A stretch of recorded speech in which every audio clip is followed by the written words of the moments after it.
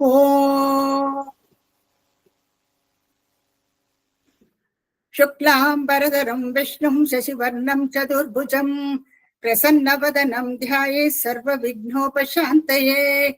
गुरुर्ब्रह्मा गुरुर्विष्णु गुरुर्देवो महेश्वरः गुरुः साक्षात् परं ब्रह्म तस्मै श्रीगुरवे नमः। कृष्णाय वासुदेवाय देवकी नन्दनाय च नन्दगोपकुमाराय गोविन्दाय नमो नमः। आदौ देवकी देवी गर्भजननौ गोपीगृहे पालनौ मायापूतन जीवितापहरणौ गोवर्धनोद्धारणौ कंसच्छेदन गौरवादिहननौ कुन्तीसुधा पालनौ एतद्भागवतं पुराणगदितं श्रीकृष्ण लीलामृतम्।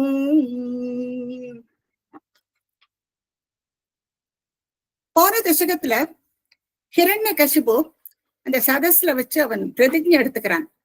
அதாவது அவனுடைய சகோதரன் ஹிரண்யாக்ஷன் வராக அவதாரம் எடுத்து பகவான் அவனை வதம் பண்ணிவிடுறார்.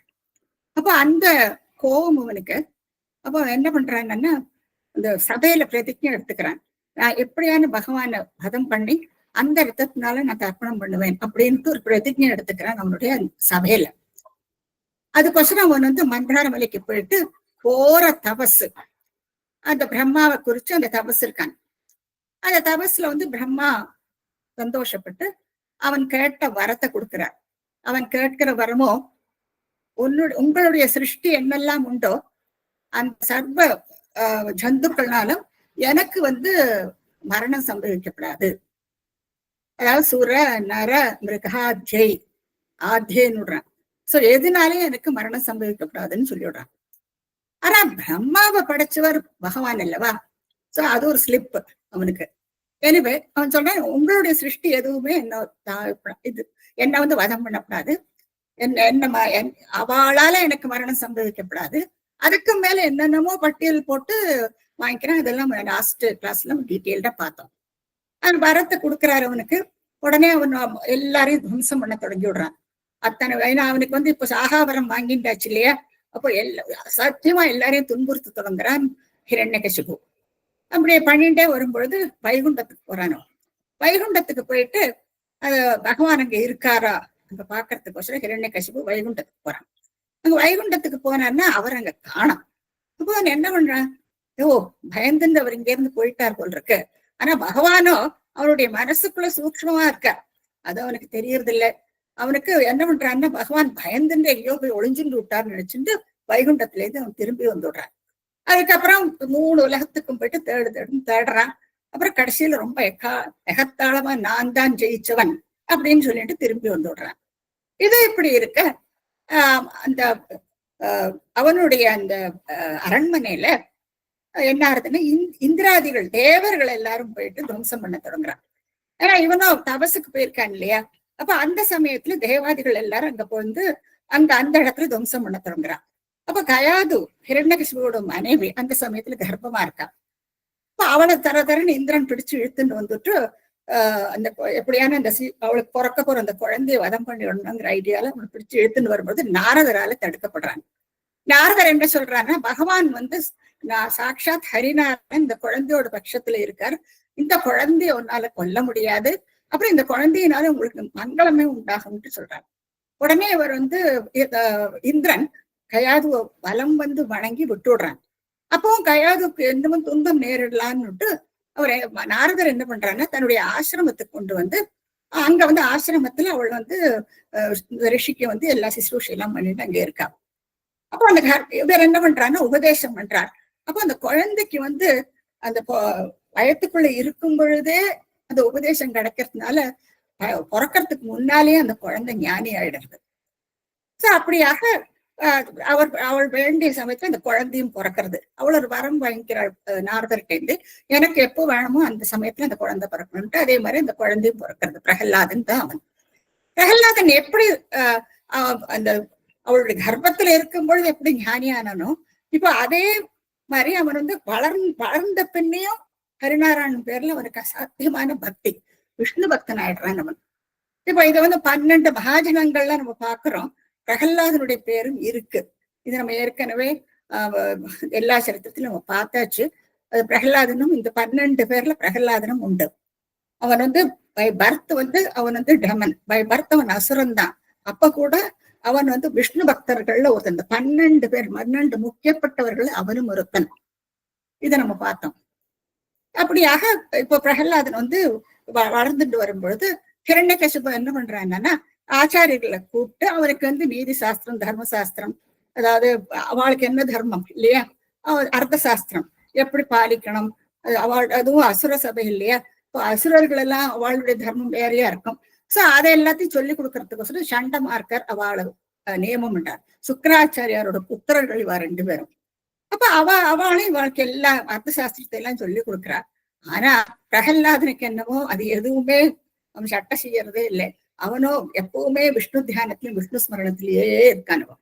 ஒரு நாளைக்கு ஹிரண்யகசிபு அவரை கூப்பிட்டு, இது நாள் வரையும் கத்துன்றதுல உனக்கு எது ரொம்ப சிரேஷ்டமா தெரியறது அப்படின்ட்டு கேள்வி கேட்கிறான். அப்போ அவன் என்ன சொல்றான்னா, எனக்கு இந்த சாட்சாத் ஹரிநாராயணனோட ஸ்மரணம் தான், அவரைத்தான் நம்ம எப்பவுமே சரணாகதி அடையணும். இந்த மத்த லெசன்ஸ் நான் படிக்கிறது எல்லாமே அது ஒண்ணு எனக்கு மோட்சத்தை கொடுக்காது. அது மறுபடியும் அது ஜனன மரணம் அதுலயே நம்மள அந்த அந்த மார்க்கத்துலதான் நம்மள போக வைக்கும் இல்லையா. மறுபடியும் புனரப்பி ஜனனம் புனரப்பி மரணம் இப்படி போயிட்டே இருக்கும். மோட்ச மார்க்கத்துக்கு வேணும்னா பகவானைத்தான் இப்போ ஸ்மரணம் பண்ணணும்ட்டு அவனு ரொம்ப அழகா எடுத்து சொல்றான் பாட்டன். அப்போ ஹிரண்யகசிபுக்கு ரொம்ப கோபம் வந்துடுறது. அவன் என்ன பண்றான்னு அந்த குழந்தைய தள்ளி விட்டுட்டு மறுபடியும் அந்த குருக்களை எல்லாம் கூப்பிட்டுட்டு இவனை கட்டி போட்டு இவனை எப்படியான்னு இவனுக்கு பாடம் எல்லாம் சொல்லி கொடுக்கணும். என்ன சொல்லி கொடுத்தாலும் இவனுக்கு அதுக்கு ஏறதே இல்லை. அப்ப இவனை எப்படியானு வதம் பண்ணணும்ட்டு உபாயம் எடுத்துன்னு விடுறான் ஹிரண்யகசிபு தன்னுடைய குழந்தைய. அப்போ என்ன பண்றான்னா, அந்த சமயத்திலேயே பிரகல்லாதன் சொல்றான், இந்த மாதிரி சிரவணம் கீர்த்தனம் 9 வகையான பக்தி லட்சணங்கள் அந்த 5 வயசு குழந்தை தன்னுடைய அப்பாவுக்கு எடுத்து சொல்றது. அப்ப இது எல்லாமே அவனுக்கு ரொம்பவுமே ஆங்காரம் வந்துடுறது. அப்ப அவன் என்ன பண்றான்னா, அந்த குழந்தைய எல்லா விதத்திலையும் துன்புறுத்துறான். அதாவது சூலத்தினால குத்துறான். அப்புறம் யானை 4 பக்கத்துல இருந்து யானை அந்த தலையில மிதிக்கிறது. அதுக்கப்புறம் பாம்புகள் சுத்தி அவனை கடிக்க வருது. அதுக்கப்புறம் அவன் ஆகாரம் இல்லாம கட்டி போட்டு விடுறான் அந்த குழந்தைய. அதுக்கப்புறம் ஒரு சமயத்துல அவன் அம்மாவுக்கு கொண்டே விஷத்தை கொடுக்க சொல்றான். ஒரு சமயத்துல அவன் என்ன பண்றான்னா, மலை மேல இருந்து உருட்டி விடுறான். இப்படி ஒண்ணு பின்னால அவனுக்கு துன்பத்தை கொடுத்துட்டே இருக்கான். ஆனா அந்த குழந்தைக்கு ஒண்ணுமே ஆறதில்லை. ஏன்னா பகவான் ஒவ்வொரு சமயத்திலையும் அவர் காப்பாத்தி விடுறாரு அந்த குழந்தைய. இவனுக்கு என்ன பண்ணணும்னு தெரியறது இல்லை. இந்த குரு சண்டமார்க்கர்ல கூப்பிட்டு இவனை கட்டி போட்டு இவனுக்கு எல்லாம் சொல்லி கொடுங்கன்ட்டு இவனுக்கு அவளுடைய வீட்டிலேயே கொண்டு பாத்துக்கணும்னு சொல்லி அனுப்பிச்சு விடுறாரு. அங்க போய் இவர் கட்டி போட்டேன். அவ 2 பேருமா ஏதோ வேலைன்ட்டு வெளியில போயிருக்கிற சமயத்துல என்ன பண்றாங்கன்னா, இந்த கட்டை வச்சு விட்டுட்டு இந்த குழந்தைகளுக்கு எல்லாருக்கும் இந்த பிரம்மஜானத்தை போதிக்கிறார் பிரகல்லாத சுவாமி. அந்த குழந்தைகளுக்கு சொல்லி கொடுக்க தொடங்கி விடுறாரு. அப்ப அந்த குழந்தைகள் கேட்கறது, உனக்கு மட்டும் இதெல்லாம் எப்படி தெரியறது, எங்களுக்கு எல்லாம் இதெல்லாம் ஒண்ணுமே தெரியலையே சொன்னோடனே அந்த குழந்தை சொல்றது, பிரகல்லாதன் சொல்றான், நான் எங்க அம்மாவுடைய கர்ப்பத்துல இருக்கும்பொழுது எனக்கு நாரதர் உபதேசம் பண்ணினார். சோ அதெல்லாம் கேட்டுட்டு எனக்கு இந்த விஷயங்கள் எல்லாம் எனக்கு தெரிஞ்சு கொடுத்து அப்படியாக அந்த குழந்தை சர்வமும் அந்த ஹரிநாராயணனை பத்தி அந்த ஸ்மரணமும் தான் அந்த குழந்தைக்கு இருக்கு. அதை அந்த நல்ல மார்க்கத்தை எல்லாம் தத்துவங்களை எல்லாம் அந்த தன்னுடைய நண்பர்களுக்கு எல்லாம் சொல்லி கொடுக்குறான். அப்ப என்ன, அவளும் இப்போ விஷ்ணு பக்தர்கள் ஆயிடுறான். அப்ப ஹிரண்யகசிபுவுக்கு ரொம்பவுமே கோபம் தொடுது. அவன் என்ன, இவன் எந்த விதத்துல பார்த்தாலும் அவன் மசிய மாட்டேங்கிறான் இல்லையா. அப்போ அவன் என்ன பண்றான்னு அந்த சபையில கூப்பிட்டுட்டு அவன் சொல்றான், உனக்கு யாருடா இந்த பலத்தை கொடுத்தது அப்படின்னு கேட்கிறான். அப்போ உடனே பிரகல்லாதன் சொல்றான், இந்த பலத்தை எனக்கு அந்த ஹரிநாராயணன் தான் கொடுத்தார். ஏன் உனக்கு கூட இந்த பலத்தை கொடுத்தது அந்த ஹரிநாராயணன் தான். ஏன் ஜகத்துல இருக்கிற எல்லாருக்குமே அந்த ஹரிநாராயணன் தான் பலத்தை கொடுத்திருக்கார் அப்படின்னு இந்த குழந்தை பழிச்சுன்னு பதில சொல்றது. அப்போ இந்த தூண்ல இருக்கிற அவர்னுட்டு ஒரு அந்த மாளிகையில அந்த அரண்மனையில ஒரு தூண் இருக்கு இல்லையா. அப்ப அதுல இருப்பற அவனுடைய பகவான்னு கேட்டோன்னா, ஓ எனக்கு தெரியறதே அவர் இருக்காரே அப்படின்னு சொல்லிட்டு அந்த தூணை வளம் நமஸ்காரம் பண்றான் பிரகல்லாதன். எப்பவுமே கோபம் ஹிரண்யகசிபு என்ன பண்றான்னா, முஷ்டியினால ஒரு அந்த ஸ்தம்பத்தை போய் செம்ம மோதறானா, அடிக்கிறான். அப்ப அந்த சமயத்துல அது நடந்தது, அந்த ஒரு ஸ்வரூபம் வருது அந்த ஸ்தம்பத்திலிருந்து. அப்ப அந்த ஸ்வரூபத்தை பார்த்த ஸ்ரீமன் பட்டத்திரி என்ன சொல்றாருன்னா, நான் இதை சொல்லறதுக்கே என்னால முடியல, எனக்கு திறமை இல்லை, அப்பேற்பட்ட ஒரு உருவம் அந்த ஸ்தம்பத்துல இருந்து வெளியில வரலாம். அப்போ என்னத்துக்கோசரம் இப்ப ஏற்பட்ட உருவம், அது பார்த்தானா மிருகம் மாதிரியும் இல்லை, மனுஷன் மாதிரியும் இல்லை, இப்ப ஏற்பட்ட ஒரு அற்புதமான ஒரு உருவம் அந்த ஸ்தம்பத்தில இருந்து வெளிப்படுறது. அப்ப இதுக்கு ஏதாவது ஒரு காரணம் இருக்கணும் இல்லையா? எப்படியாக்கும் இப்படி ஒரு உருவம் அந்த ஸ்தம்பத்தில இருந்து வெளியில வருது. அப்ப இதுல பாகவதத்துல ஒரு ஸ்லோகம் இருக்கு. சத்யம் விதாத்து நிஜ பிரத்யபாஷித்து வியாப்திஞ்ச பூதேஷு அகிலேஷு சாத்மனஹ அத்ருஷ்யதாத் அத்புத ரூபமுத்வஹல் அத்ருஷ்யதாத் அத்புத ரூபம் உத்வஹல் ஸ்தம்பே சபாயாம் ந மிருகம் ந மானுஷம் ஸ்தம்பே சபாயாம் ந மிருகம் ந மானுஷம். இது ஒரு பாகவத ஸ்லோகம். அப்போ பகவான் என்னத்துக்கொசரம் இப்படி ஒரு அவதாரத்தை எடுத்துட்டார், இப்படி ஒரு ஸ்வரூபத்தை, இப்படி ஒரு ரூபத்தை அவர் என்னத்துக்கு எடுத்துக்கிறார், அந்த ஸ்தம்பத்தில இருந்து வரும் பொழுது அப்படி இருக்கார். இப்போ பகவான் இந்த இடத்துல என்ன சொல்றாங்கன்னா ஸ்தம்ப கர்ப்பம்னு சொல்றார். அதாவது அவரு ஜென்ரலா குழந்தைகள் தாயாருடைய கர்ப்பத்தில இருந்து தானே 9 மாசம் இருந்துட்டு வெளியில வரும். இவர் ஸ்தம்பத்திலிருந்து வெளிப்படுறார் பகவான். அப்போ இந்த மாதிரி ஒரு ஸ்தம்பத்திலிருந்து வெளிவராருன்னா அப்போ அதுக்கு ஏதாவது ஒரு காரணம் இருக்கணும் இல்லையா? ஏன்னா அந்த குழந்தை பிரகலாதன் என்ன சொல்றான் ஹிரண்யகசிபு கிட்ட, அவன் இந்த ஸ்தம்பத்திலையும் இருக்காருன்ட்டு வலம் வணங்குறான். இப்ப சப்போஸ் அவன் அந்த கதையால அடிக்கும் பொழுதோ இல்லாட்ட முஷ்டினால குத்தும் பொழுதோ அவர் அந்த ஸ்தம்பத்திலிருந்து வரலைன்னா அந்த குழந்தைய அவன் கொன்னுடுவன். அப்போ அந்த குழந்தைய கொல்லறதுக்கொசரம் அதுக்கொசரமே அவன் ஸ்தம்பத்திலிருந்து வெளியில வராராம். சோ இது ஒரு காரணம் இல்லையா? அதான் சத்தியம் விதாத்தம்னு சொல்றார். அதாவது எத்தனையோ பேர்ல அவளுடைய வாக்குகளை எல்லாம் மெய்யாக்குறதுக்கொசரம் பகவான் இந்த ஸ்தம்பத்தில இருந்து வெளிவந்தாராம். சோ முதல்ல பார்த்தானா அந்த ஸ்தம்பத்தை அடிக்கும் பொழுது ஒரு வெளியில வராரு இல்லையா? அப்போ அந்த குழந்தைய காப்பாத்துறதுக்கொசரம் சட்டுன்னு அந்த குழந்தைய எப்படியான்னு காப்பாத்தி ஆகணும்னு சொல்லிட்டு அவன் எந்த தூணை அடிச்சானோ அந்த தூண்ல இருந்து வராறவன். ஏன்னா இப்போ பகவானுக்கு எத்தனை டென்ஷன் பாருங்க இல்லையா? இவன் எந்த தூணை எங்க போய் அடிக்க போறான்னு தெரியாது. சோ அவர் எல்லா இடத்துலயும் வியாப்தமா இருக்கணும். அப்போதானே அவருக்கு எங்க இருந்துன்னா அங்க இருந்து வர முடியும். சோ எப்படியோ அவர் அடிச்ச அந்த தூண்ல இருந்து அவர் வெளியில விடுறார் பகவான். இப்ப அடுத்து என்ன, ஹிரண்யகசிபு ஒரு பயங்கரமா மந்தார மலைக்கு போயிட்டு அவன் தவம் இருக்கான், பிரம்மாவை குறிச்சு தவம் இருக்கான். தவம் இருந்து பிரம்மா அவனுக்கு வரத்தையும் கொடுத்து விடுறார். அவ என்ன மாதிரி வரம் கொடுக்கிறார் அவர் நமக்கு தெரியும், ஏற்கனவே பார்த்தாச்சு இல்லையா? அவனுக்கு எதாலையும் அவனுக்கு மரணம் வரப்படாது. சோ சாகா வரத்தை வாங்கிட்டு வந்திருக்கான் இப்போ ஹிரண்யகசிபு. அப்போ அந்த பிரம்மாவுடைய அந்த வார்த்தையை மெய்ப்பிக்கிறதுக்கொசரம் அவர் இந்த ஒரு உருவத்தை எடுத்துன்னு வந்திருக்கலாம் இல்லையா?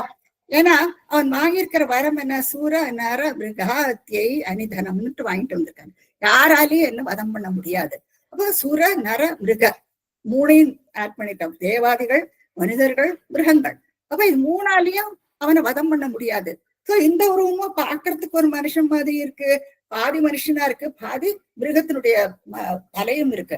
சோ இப்படி ஒரு உருவத்தை அதனாலேயும் அவர் எடுத்துட்டு இருக்காரு.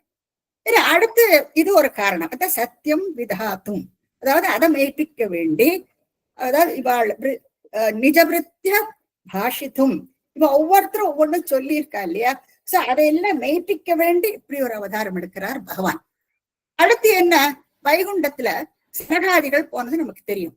சனகாதிகள் போன உடனே அங்க இப்ப ஜெய விஜயாள் அவ தடுத்து நிறுத்தி விடுறான். தடுத்து நிறுத்தின உடனே அவ சனகாதிகள் சபிச்சு விடுறா ஜெய விஜயாள. சோ அவளுக்கு 3 அசுர ஜென்மாக்களை கடந்தாகணும். சோ இது அவளுடைய முதல் அசுர ஜென்மா. சோ இது ஹிரண்யாட்சன் வதம் பண்ணியாச்சு. இப்ப என்ன ஹிரண்யகசிபு. சோ அந்த சமயத்துல அந்த வைகுண்டத்துல இருக்கும் பொழுது பகவான் கிட்ட பகவான்கிட்ட இருந்து ஒரு வரம் வாங்கிக்கிறாளாம் அந்த ஜெய விஜயா. என்ன வாங்கிக்கிறான்னா, நாங்க எப்பொழுதும் உங்களுடைய அந்த எண்ணம் எப்போ எங்களுடைய மனசுல இருக்கணும், அப்புறம் எங்களுடைய வதம் உங்க கையாலதான்னு வாங்கிட்டு விடுறார். எங்களை வதம் பண்ணனா நீங்க தான் வதம் பண்ணணும் அப்படின்னு ஒரு வரத்தையும் வாங்கிட்டு இருக்கா அந்த ஜெய விஜயா. சோ அதை மேய்ப்பிக்கின்றாமா, அவனை வதம் பண்ணியாச்சு. இப்போ ஹிரண்யகசிபு. இப்ப இவ அப்படி ஒரு வரம் வாங்கிட்டு வந்திருக்காளே, சோ அதை மெய்ப்பிக்க வேண்டி இப்படி ஒரு அவதாரம் எடுக்கிறார். அடுத்து பகவான் சர்வ வியாப்தம் அவர் இல்லையா? பகவான் எல்லாத்துலயும் இருக்கார், சராசரங்கள் எல்லாத்துலயுமே பகவான் இருக்கார். அப்போ அந்த குழந்தை அந்த தூணல இருக்கு, இவன் எங்க போய் அடிக்கணும் ஒண்ணுமே தெரியாது இல்லையா? அப்ப அந்த ஒரு பயத்துல பகவான் எல்லா இடத்துலயும் வியாப்தம்ங்கிறது தெரியணும் அவனுக்கு. சோ எங்க இருந்து இருந்தாலும் அவருக்கு அங்க இருந்து வெளிவந்தாகணும். சோ அதை மெய்ப்பிக்க வேண்டியும் அவர் இப்படி ஒரு அவதாரம் எடுத்திருக்கலாம் இல்லையா? இப்ப என்ன நடக்கும், அவன் இப்ப என்னத்தை கேட்க போறான்னு ஒண்ணுமே தெரியாது. இப்ப அதை இவர் சர்வ வியாப்தம், எல்லா இடத்துலயும் ரெடியா இருக்கணும் அவருக்கு இல்லையா? அப்போதான் அந்த வெளியில அந்த குழந்தையும் காப்பாற்ற முடியும். அடுத்து நம்ம பாக்குறோம் நாரதர். இப்போ கயாது கர்ப்பமா இருக்கா இல்லையா? அப்போ அவளை துன்புறுத்துறான் இந்திரன். இந்திரன் அவளை எப்படியானு தேவலோகத்துக்கு கூட்டின்னு போயிட்டு அந்த குழந்தை பிறந்தப்புன்னு அந்த குழந்தைய வதம் பண்ணி அவளை திருப்பி கொண்டு விட்டுடலாம் அந்த ஐடியாவில அவளை இழுத்துட்டு போறாங்க. நாரதர் தடுத்து நிறுத்தி இந்த குழந்தை பகவான் இந்த குழந்தையோட பட்சத்துல இருக்கார், இந்த குழந்தை உங்களுக்கு நல்லதைத்தான் உண்டாக்கும், சர்வ மங்களமும் உங்களுக்கு உண்டாக்கும்னு சொல்றா இல்லையா? அப்ப அந்த நாரதருடைய வாக்கையை மெய்ப்பிக்கணும் இல்லையா? சோ இப்படியாக நீங்க பார்க்கலாம். இந்த காரணம் எத்தனை காரணங்கள் பாருங்க. கடைசியா வரும்பொழுது நம்ம பார்க்கிறோம், பகவான் எப்பவும் பக்தர்களை கைவிடவே மாட்டார் அவர் இல்லையா? நமே பக்தக பிரணஷ்யசி, இது பகவத்கீதையில வருது இந்த ஸ்லோகம். 9வது அத்தியாயத்துல 30வது ஸ்லோகமாக்கும் இது. சோ நமே பக்தக பிரணஷ்யதி, என் பேர்ல யாருக்கு பக்தி இருக்கோ நான் அவளை கைவிட மாட்டேன்னுட்டு அவர் தன்னுடைய வாக்க மெய்ப்பிக்கணும் இல்லையா? சோ அதுக்கோசரம் தான் இப்படி ஒரு அவதாரத்தை பகவான் எடுத்திருக்காரு. சோ அப்படியாக அந்த ஸ்தம்பத்திலிருந்து இத என்ன அழகா வரா பண்ணுவோம். அத்ருஷ்யதா, இதுக்கு முன்னால இந்த மாதிரி ஒரு உருவத்தை பார்த்திருக்கவே மாட்டாளாம். அத்ருஷ்யதா, அத்புதம், அற்புதமான ரூபம், உத்பகன், அத்புத ரூபம் உத்பகன் ஸ்தம்பே சபாயாம், அந்த சபையில இருக்கிற அந்த தூணில் இருந்து மிருகமும் இல்லையா, ந மானுஷம், ஒரு மனுஷரோவும் இல்லை, இப்படியாக அவர் வெளியே வரார். இப்ப கடைசியா நம்ம இன்னொன்னு ஆட் பண்ணிக்கலாம் இல்லையா? இப்போ பட்டத்திரி இந்த 25ஆம் தசகத்துல ரௌத்ர ரசத்தோட பகவான் எப்படியாக்கும் இந்த ஸ்தம்பத்திலிருந்து வந்தார், அவர் எப்படி இருக்காருங்கிறத நிறைய ஸ்லோகங்களை ரொம்ப அழகா சொல்லியிருக்கார். சோ அந்த ரௌத்ர ரசத்தோட சொன்ன அந்த பட்டத்திரியோட வாக்க கூட அவர் உண்மையாக்குறார் பாருங்க. கோர்ஸ் இதை எழுதினது என்னமோ 16ஆம் செஞ்சுரியில அவர் எழுதியிருக்கார். ஆனா அந்த ரௌத்ர ரசம் நீங்க பார்க்கலாம், ஒவ்வொரு ஸ்லோகத்திலையும் நம்ம எப்படி அந்த பகவான் இருக்காருங்கிறத அதி அற்புதமாக வர்ணிச்சிருக்கார் ஸ்ரீமன் பட்டத்திரி. சோ அதை மெய்ப்பிக்க வேண்டி கூட அவருக்கு ஸ்தம்பத்திலிருந்து வந்தாரோ என்னமோ. ஏன்னா பட்டத்திரி சொல்றாரு இல்லையா, நான் அந்த ரூபத்தை என்னன்னு வர்ணிக்க கூட முடியலையே அப்படின்ட்டு சொல்றார். அந்த போன தசகத்துல நம்ம பார்த்தோம். அப்ப அவருடைய எண்ணத்தை நமக்கு குறிக்கிறது பகவான் சாட்சாத் அவருக்கு அந்த மாதிரி பிரத்யட்சமா தெரிஞ்சிருக்காரோ என்னமோ, அதனாலதான் அவருக்கு அப்படி எழுத முடியறது இல்லையா, பார்த்த மாதிரி எழுதுறாரே அவர். சோ அதை மெய்ப்பிக்க வேண்டியும் அவர் அந்த ஸ்தம்பத்திலிருந்து இப்படி வந்திருக்கலாம். ஸ்தம்பே கட்டயதோ ஹிரண்யகசிபோ கர்ணௌ சமாசூர்ணயன் ஆகோர்ணச்சகதண்ட குண்ட குஹரோ घोरस्तवा भूत्रवः श्रुत्वायं किल दैत्यराज हृदये पूर्वं कदाप्युश्रुतं कम्बः कश्चन सम्पपाद चलितोऽपि अम्बोजपूर्विष्टरात्. இப்போ என்ன பண்றான் ஹிரண்யகசிபு? ஆக்ரோஷத்தோட கதையை சுத்திக்கிண்டு வரானா. அவனுடைய அந்த மேல அவனுடைய சிம்மாசனத்துல இருந்து கீழே ஓடிக்கிண்டு முஷ்டியினால ஒரு குத்து விடுறான் அந்த பில்லர்ல. அது அவனுக்கு என்ன பலம் இல்லையா, அவனோ ஒரு அசுரன் இல்லையா? சோ அசுர பலத்தோட அந்த முஷ்டியினால அவன் குத்தின உடனே ஸ்தம்பே கட்டயதோ அப்படின்ட்டு சொல்றார் ஸ்ரீமன் பட்டத்திரி. அந்த ஸ்தம்பேன ஸ்தம்பம், அந்த தூணை அவர் அடிச்ச உடனே ஹிரண்யகசிபு அடிச்ச உடனே கர்ணோ சமாச்சூர்ணயன், அப்ப காது அப்படியே பொழிஞ்சு போயிடுமா, அப்படி ஒரு சப்தமா. அந்த தூணை அவன் பொழந்த உடனே தூண் பொழந்து போயிடுறது. அப்ப எத்தனை பலம் அவனுக்கு. பொழந்த உடனே உள்ளேந்து ஏதோ ஒண்ணு உள்ளேந்து வரது இல்லையா, அந்த கர்ணோன காது, சமாச்சூர்ணயன் காது அப்படியே பொழிஞ்சு போயிடுறதான். கர்ணவ் சூர்ணயன் அப்படின்னு அப்புறம் என்ன சொல்றாருன்னா, ஆகோன ஜெகதண்ட குண்ட குபரோன்றார். இந்த உலகமே சுத்தறதான். இப்ப நமக்கு காதுல எப்போ மையின சத்தம் கட்டுதுன்னா ஒரு தலை சுத்தல் வரும் இல்லையா எல்லாருக்கும்.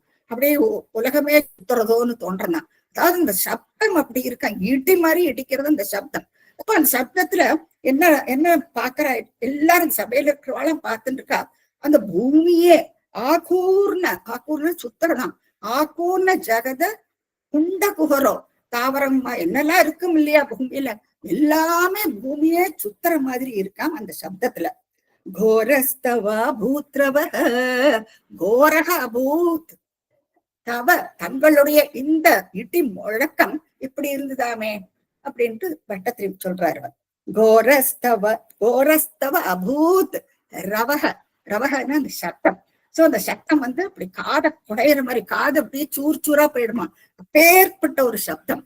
அத ஸ்ருத்வா எம், அதை கேட்கிற எல்லாரும் அதை கேட்டுட்டு ஸ்ருத்வா எம் கீழ தைத்திய ராஜ ஹிருதயே பூர்வம் கதாபி ஸ்ருதம், அவனுடைய இது மார்பெல்லாம் படபட அடிச்சுக்கிறான். ஏன்னா இதுக்கு முன்னால, பூர்வம்னா இதுக்கு முன்னால இந்த மாதிரி ஒரு சப்தத்தை நான் கேட்டதே இல்லையே அப்படின்ட்டு அவனுக்கு ஆச்சரியமா இருக்கு. பூர்வம் கதா அப்படி ஸ்ருதம், இந்த மாதிரி ஒரு சப்தத்தை நான் இதுக்கு முன்னால கேட்டதே இல்லையே. அப்போ கம்ப கஷ்டன, அவனுக்கு ஒரு திடீர்னு ஒரு நடுக்கம். அவன் தைத்தியனாக்கம், அசுரனாக்கம். அப்போ சட்டுன அந்த ஸ்தம்பத்தை, அந்த மோதரதும் அந்த உருவம் வரதும் அந்த இடி முழக்கம் எல்லாமே அவன் ஒரு கலக்கி விட்டுடுறது. அப்ப கம்ப கஷ்டன சம்பபாத சலிதக, பாருங்க என்ன நடக்கிறது. அந்த சப்தம் என் 3 உலகத்திலையும் கேட்கறதான். அப்பேற்பட்ட அந்த சப்தம் சம்பபாத சலிதக அம்போஜ பூஹு, அதாவது பிரம்மா சத்தியலோகத்துல உட்கார்ந்துட்டு இருக்காரு இல்லையா, பிரம்மாவே அப்படியே ஆடி போயிடுறாராம் அந்த சப்தத்துல. அப்போ அந்த இடி முழக்கம் எது வரைக்கும் ரீச் ஆயிருக்கு பாருங்க. அவ இங்க அடிச்சுதான் அந்த சபையில அடிச்சு அந்த உருவம் வெளியில வரும் பொழுது அது ஒரு மிருகமாட்டம் இருக்கு இல்லையா பாக்குறதுக்கு, அந்த இடி முழக்கம் அது சத்தியலோகம் வரைக்கும் போய் கேட்கறதா. அப்போ அம்போஜ் போகும்னா பிரம்மாவுக்கு கூட அப்படியே ஒரு இருந்த இடத்துல இருந்து ஒரு நிமிஷம் ஆடி போயிடுறாரா. சோ சலிதக அம்போஜ பூஹு இஷ்டராத்து, அவர் உட்கார்ந்து இருந்த அந்த ஸ்தானத்துல இருந்து அவர் கூட நழுவி விடுறாராம் ஒரு செகண்டுக்கு. சோ அப்பேற்பட்ட ஒரு சப்தம் கேட்கறது அந்த ஸ்தம்பத்தை போய் அடிச்ச உடனே. அடுத்து என்ன ஆகுதுன்னா, தைத்யே திக்ஷு விசிருஷ்ட சக்ஷுஷி மகா சம்ரம்பிணி ஸ்தம்பத சம்பூதம் ந மிருகாத்மகம் ந மனுஜாகாரம் வபுஸ்தே விபோ கிம் கிம் பீஷணமேதத்புதமிதி व्युत्प्रान्त चित्ते सुरे विस्फुरत् धवलोग्ररोम विकसत् वर्ष्मा समाजृम्भताम्. இப்ப பாருங்க அந்த ஸ்தம்பத்திலிருந்து இருந்து அவர் வெளிப்படுறார். தைத்தியே திக்ஷு, தைத்தியன்னா அவன் பார்த்துட்டு இருக்கான் இல்லையா, நீங்க பார்க்கலாம். ஒரு பக்கம் பிரகலாதன் அந்த குழந்தை நின்று இருக்கு, இன்னொரு பக்கம் இவனும் பார்த்துட்டு இருக்கான். பார்க்க அந்த உருவம் உள்ளேந்து வருது. தைத்தியே திக்ஷு விஸ்ருஷ்ட சக்ஷுஷி, அந்த கண்ணு அப்படி பயங்கரமா சுத்தரணும். இந்த கண்ணை பாருங்க பயங்கரமா இருக்கு. திக்ஷு எல்லா பக்கத்திலையும் பாக்குறானோ. விசிருஷ்ட சக்ஷுஷி மகா சம்பிரம்பிணி ஸ்தம்பதக, அவன் அந்த கண்ணை அந்த கண்ணை அப்படி சுத்தி பார்க்கும் பொழுது அவனுக்கு ரொம்ப சம்பிரம்பினா பிரமிச்சு போயிடுறானா. அப்படியே ஒரு பரபரப்பு உண்டாருது அவனுக்கு. பயங்கரமா இருக்கு அந்த கண்கள் பாக்குறதுக்கு. சோ அந்த தைத்தியன் திக்ஷு விசிருஷ்ட, அதாவது ஒவ்வொரு இடத்துலயும் இந்த கண்ணு அப்படியே சுத்தி பாக்குறது. சக்ஷுஷி மகா சம்பிரம்பிணி ஸ்தம்பதக சம்பூதம், அதாவது தூணிலிருந்து வெளிப்படுறதாம் அது. அப்போ அது பாக்குறதுக்கு மிருகாத்மகம், அது பார்த்தோம்னா ஒரு மிருகம் மாதிரியும் இல்லை. மிருகாத்மகம் மனுஷாக்காரம், ஒரு மனுஷன் நாட்டவும் இல்லை அந்த உருவம் பாக்குறதுக்கு. சோ மிருகாத்மகம் மனுஷாக்காரம் வபுகு தே, தங்களுடைய இந்த சரீரம் விபோ குருவாயூரப்பா அப்படின்ட்டு பட்டத்தை குருவாயூரப்பனை பார்த்து சொல்றார். அதாவது அந்த சமயத்துல அந்த உருவம் வெளியில வர்றது இல்லையா, அது என்னவோ பாக்குறதுக்கு மனுஷன் மாதிரியும் இல்லை, அது பாக்குறதுக்கு ஒரு மிருகம் மாதிரியும் இல்லை. அப்படி தே வபுகு விபோ அப்படின்ட்டு குருவாயூரப்பன் பார்த்து சொல்றார் ஸ்ரீமன் பட்டத்திரி. அடுத்து கிம் கிம் பீஷணம், என்ன வாக்கும் இது? பீஷணம், அதி பயங்கரமான அது ஏத அற்புதம், இந்த அற்புதமான இந்த இந்த ரூபம் இது வியுத்பிராந்த சித்தேஸ்வரி, பிராந்தி மனப்பிராந்தி சொல்லுவா இல்லையா, வியுத்பிராந்த சித்தேஸ்வரி, மனசுல அப்படியே ஒரு கலக்கத்தை உண்டாக்குறதான் அந்த உருவமும் அந்த இடி முழக்கம் எல்லாமே அவனுக்கு மனசை கலக்கி அடிக்கிறது. வியுத் பிராந்த, பிராந்தி சொல்லுவோம் இல்லையா, மனப்பிராந்தி, சித்தம் பிராந்தி அடையிறது, கலக்கம் அடையிறது சொல்லுவோம் இல்லையா, அதைத்தான் அங்க சொல்றாரு. வியுத் பிராந்த சித்தேசுரே, மனசு அப்படி கலங்கி விடுறதான். அந்த சமயத்துல அவர் எப்படி இருக்கார் பாருங்க, விஸ்பூர்ஜ பிரகாசிக்கிறார், பிரகாசமா இருக்கார் பாக்குறதுக்கு. தவளோக்ர, அப்படியே புசு புசு புசுன்னு மயிறு மேல எல்லாம், தவளோக்ர ரோம விகச, ரோமம் மேல எல்லாம் எனக்கு பார்க்கலாம். இந்த எப்படி இந்த சிங்கத்துக்கு பிடரி மயிர்னு சொல்லுவா இல்லையா, அந்த மாதிரி பிடரி மயிர் தலையெல்லாம் இந்த இங்க தாடை எல்லாம் பார்த்தோன்னா புசு புசு புசுன்னு மயிறு. சோ விஸ்பூர்ஜ, அதுவும் பிரகாசிக்கிறதா, மின்னறதா அந்த மயிறு, சாஃப்டா சில்கியா இருக்கு, பளபளன்னு மின்னறது. விஸ்பூர்ஜ தவளோக்ர, வெளுப்பா இருக்காம பாக்குறதுக்கு.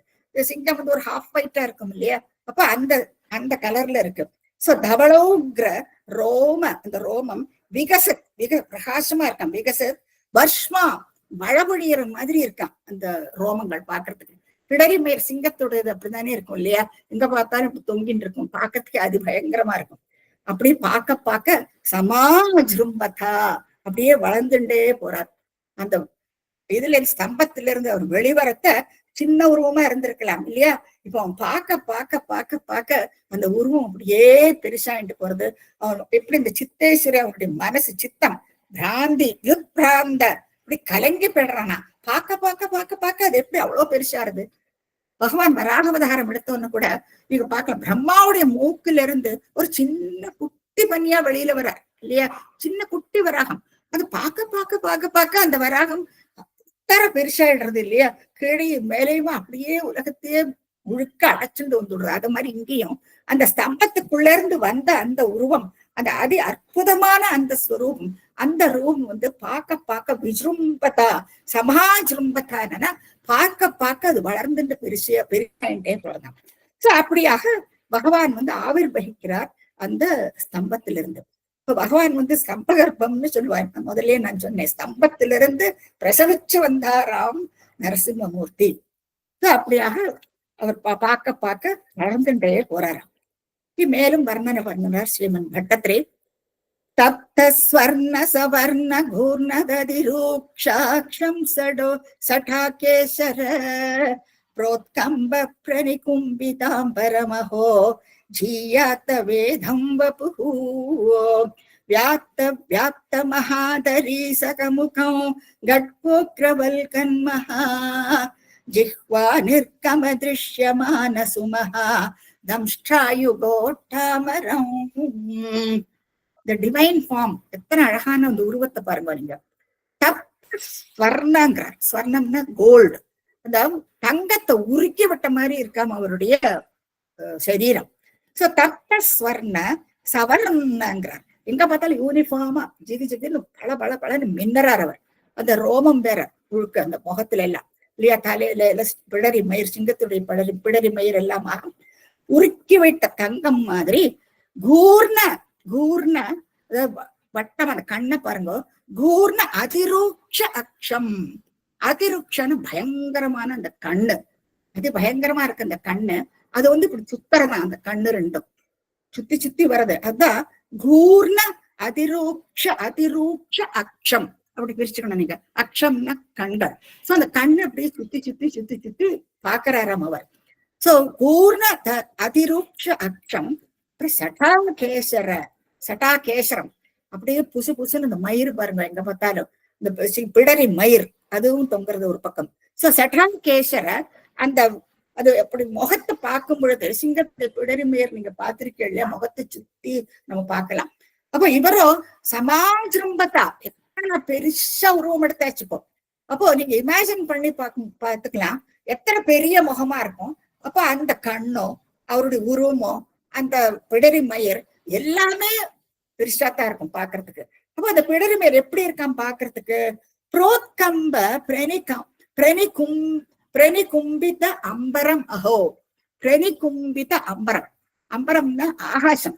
அந்த வளர்ந்து வளர்ந்து பெருசா இருக்காரு இல்லையா, அப்போ அந்த ரோமம் அந்த அப்படியே அந்த ஆகாசத்தை மறைக்கிறதா அப்படியே. இமேஜின் பண்ணி பாருங்க எப்படி இருக்கும் அந்த சமயம். ஆகாசமும் அந்த சமயம், இந்த சமயம் எல்லாம் ஒரு சந்திகால சமயத்திலேயாக்குது நடக்கிறது இல்லையா? அப்போ அந்த மாலை சமயத்துல கொஞ்சம் இருட்டாவும் இருக்கும். அப்போ அந்த வானம் பாக்குறதுக்கு அந்த கருமேகத்தோட இருக்கும். அப்ப அந்த சமயத்துல இந்த வெள்ள பிடரி மயிர் அப்படியே அந்த அம்பரம், அந்த அம்பரம்னு வானம். அப்போ அந்த வானத்தை புரோத் கம்ப, அதாவது நல்லா நீளமா அந்த மழை பொழியிற மாதிரி இருக்கு அந்த ரோமங்கள் எல்லாம். சோ பிரணிகும்பித அம்பரம் அஹோங்கிறார். ஆச்சரியத்தோட சொல்றார் ஸ்ரீமன் பட்டத்திரி. ஜீயாத்த இதம், இப்பேற்பட்ட சரீரம் சிறந்து விளங்கட்டும்ங்கிறார். அப்போ சாட்சாத் பட்டத்திரி பார்த்திருக்கிறோம் நமக்கு தெரியாது. எப்படி தான் பார்த்த மாதிரி ஜீயாத்த இதம் பபு, இந்த தேகம் சிறந்து விளங்கட்டும்னு சொல்றாரு ஒரு பார்த்துட்டே. அப்புறம் இன்னும் மேற்கொண்டு பட்டத்திரி என்ன சொல்றாருன்னா, வியாத்த வாய பாருங்க, வியாத்தனா பெருசா திறந்திருக்கு வாய், வியாத்த வியாப்த. அப்போ அந்த உருவம் இத்தனை பெருசு. அப்போ அந்த வாய் ஆறு பழக்கும் பொழுது அந்த பெருசா இருக்கா அந்த வாய். அப்போ வியாத்த திறந்த, வியாப்த பெரிய, ரெண்டு டிஃப்ரெண்ட் மீனிங் ஆகும். வியாத்த வியாப்த மகாதரி மகாதரி சக்கங்கிற ஒரு குகையாட்டம் இருக்கான் வாய் பாக்குறதுக்கு. ஏன்னா அவ்வளவு பெரிய ரூபம் இல்லையா? அந்த ரூபத்துல வாய பொழந்த உடனே எப்படி இருக்கான் பாக்குறதுக்கு, ஒரு பெரிய குகையாட்டம் இருக்காம் அந்த வாய். மகாதரிசகம்னா குகை, பெரிய குகையாட்டம் இருக்காம் அவருடைய முகம்னா வாய். சோ அந்த வாய் பாக்குறதுக்கு அத்தனை பெருசா இருக்கான். அந்த வாய்க்குள்ள கட்கோக்ர வல்கன்மனா ஜிஹ்வா, ஜிஹ்வானா நாக்கு. இப்ப நாக்கு ஒரு நுனி எப்படி இருக்காம், கத்தி முனையாட்டம் இருக்கான். கட்கம்னா கத்தி. சோ அக்ரே கட்கோக்ர வல்கன், வல்கன்னா சுத்துறதான். அந்த நாக்கு இப்படி சொல்றது, நீங்க அனிமல்ஸ் எல்லாம் பார்த்தீங்கன்னா அந்த நாக்கு அப்படியே சுத்தி சுத்தி சொல்லட்டும். அது எல்லா அனிமல்ஸுமே இப்படிதான் இருக்கும். இப்ப சிங்கம் இப்படிதான். நீங்க அந்த கூண்டுல நீங்க பார்த்தானா தெரியாது, இப்படி உருமிண்டே பார்த்தானா அந்த வாயில அந்த நாக்கு சுத்திக்கிண்டே இருக்கும். அந்த நாக்கை பார்த்தீங்கன்னா கூர்ந்து இருக்கும். நாக்கு கூர்மையான நாக்கு. கட்கோக்ர வல்கன், வல்கன்னு சுத்துறது. வல்கன் மகாஜிஹ்வாங்கிற பெரிய நாக்கு. அப்பேற்பட்ட உருவம் மகாஜிஹ்வா. அப்புறம் அதுல நிர்கம திருஷ்யமான, வெளியில தெரியறது பாருங்க. திருஷ்யமான வெளியில தெரியறது என்ன, சுமகா, அது கூட பெருசா இருக்கான். தம்ஷ்ட்ரா, ரெண்டு கடவாப்பல்லு பயங்கரமா இருக்கு இல்லையா? Canine tooth. ஜெனரலா இந்த அனிமல்ஸுக்கு எல்லாம் இது ஃபேமிலியே கெனைன் ஃபேமிலி ஆகும். சோ அதுக்கு இந்த கெனைன் டூத் ரொம்ப ஸ்ட்ராங், அதாவது கிழிக்கும் எல்லாத்தையும். சோ அந்த கெனைன்ஸ் தம்ஷ்ட்ரா வெளியில இப்படி நீட்டிக்கிட்டு நிற்கும். சுமகா தம்ஷ்ட்ரா யுக், தம்ஷ்ட்ரா யுக்னா ரெண்டு. சோ இந்த பக்கம் ஒரு பல்லு, அந்த பக்கம் ஒரு பல்லு, அந்த பக்கம் ரெண்டு பல்லு நீங்க பார்க்கலாம். தம்ஷ்ட்ரா யுக் உத்தாமரம்ங்கிறாரு. அது பயங்கரமா இருக்கா, எல்லாமே அது பயங்கரம். இப்போ என்ன சொல்றார், தப்தஸ்வர்ணங்கிறார். உருக்கிய தங்கத்தை உருக்கின மாதிரி அந்த தேகம். அதுல அதிரூக்ஷ அக்ஷம், கண்ணு சுத்தி சுத்தி வர கண்ணு இல்லையா? பெரிய கண், அதிரூக்ஷ அதி பயங்கரமான கண்ணு. சடா கேசர, அந்த கேசம் அப்படியே அந்த அம்பரத்தை அப்படியே மறைக்கிறதாம். அப்புறம் திறந்த வாய், அதுக்குள்ள ஷார்ப்பா இருக்கிற அந்த நாக்கு, அதோட கூட அந்த ரெண்டு தெத்தி பல்லு, அந்த பல் இப்படியாக தம்ஷ்டாயோக் உத்தாமரம்ங்கிற அதி பயங்கரமா இருக்காராம் பாக்குறதுக்கு. அப்போ அது மத்தவாழ அந்த பார்த்துட்டு இருக்கிற வாழ்க்கையெல்லாம் அது எப்படி இருக்கும் இல்லையா? ஆனா அதிசயமாவும் இருக்கு. ஏன்னா பாதி என்னமோ சிங்கத்துடைய முகம், கீழே பார்த்தானா மனுஷனாவும் இருக்கார். சோ அதுவும் ஒரு ஆச்சரியமா இருக்கு, அற்புதமாவும் இருக்கு. அதனாலதான் அந்த மாதிரி அந்த ஸ்லோகத்திலையும் வருது பாருங்க, பாகவத ஸ்லோகத்திலையும் அதிருஷ்யதா, இதுக்கு முன்னால பார்க்கப்படாத அற்புத ரூபம் உத்பகன்னு வியாச பகவான் எழுதியிருக்கார் பாகவதத்துல. சோ அப்படியாக நரசிம்மமூர்த்தியை வர்ணிக்கிறார் ஸ்ரீமன் பட்டத்திரி. அடுத்து என்ன சொல்றார், இன்னமும் வர்ணிக்கிறார் பாருங்க. உத்சர்பத் பளிபங்க பீஷணஹனு ஹ்ரஸ்வஸ்தவீயஸ்தர கிரீவம் பீவர தோஷதோத்கதனக க்ரூராம் சுதூரோல்பனோ व्योमोलङ्घिकनागनो मम गण प्रद्मान निर्धावित स्पर्धालुप्रकरं नमामि भवत धन्नारसिंहं वपुः. இன்னமும் வர்ணிக்கிறார் ஸ்ரீமன் பட்டத்திரி. உத்சர்பத், அதாவது அந்த அவர் கர்ஜிக்கிறார் இல்லையா? சிங்கம் எப்பவுமே கர்ஜிச்சுட்டு இருக்கும். நீங்க அதை பார்த்தேன்னா அந்த கூண்டுல இருக்கும்போது அது எப்பவும் கர்ஜனை பண்ணிட்டு இந்த பக்கம் அந்த பக்கம் ரெஸ்ட்லெஸ்ஸா சுத்திக்கிட்டே இருக்கும். சோ உத்சர்பத், அப்போ அதை வந்து அந்த கர்ஜிக்கும் பொழுது வழிபங்கம், அந்த மேவாய் கட்டை இருக்கு இல்லையா, அதனுடைய மேவாய் கட்டையை நீங்க பார்த்தேன்னா அதுல மடிப்பு மடிப்பா அந்த சதை இருக்கும். அப்போ அந்த கர்ஜனையில அந்த சதை இப்படியே ஆடுமா. இந்த வழிபங்கம், அதுவும் பீஷண ஹனும், பார்க்கறதுக்கு அது பயங்கரமா இருக்கான். ஏன்னா அது கர்ஜிக்கிறது, உரிமை உரிமை கர்ஜிக்கிறது, அதோட அந்த மேவாய் கட்டையில இருக்கிறது வழிபங்கம். வழிபங்கம்னா அந்த மடிப்பு, அந்த மடிப்புகள்ல அப்படியே அசையறதா இருக்கும். ஹனும், ஹனும்னா அந்த மேவாய் கட்டை சொல்றா இல்லையா, சீக்கு இங்கிலீஷ்ல சொல்ல போனா ஹனும். அதுக்கப்புறம் ஹ்ரஸ்வ, இப்போ அவருடைய முகமும் அந்த தேகத்தையும் பாருங்க. அப்போ அந்த நெக்கு, அதனுடைய கழுத்தை காண்றதுக்கே இல்லை, அது இருந்து போய் அது கழுத்து வந்து இறுகி உள்ளுக்கு இருக்கும். அப்போ ஹஸ்வ குட்டையா, சாரி ஹஸ்வ ஸ்தவீயஸ்தர, ஸ்தவீயஸ்தர என்னன்னா பிராட். இங்க நீங்க பார்த்தீங்கன்னா அந்த உருவத்தோட தோள்பட்டையோட அதுதான் பிராடு.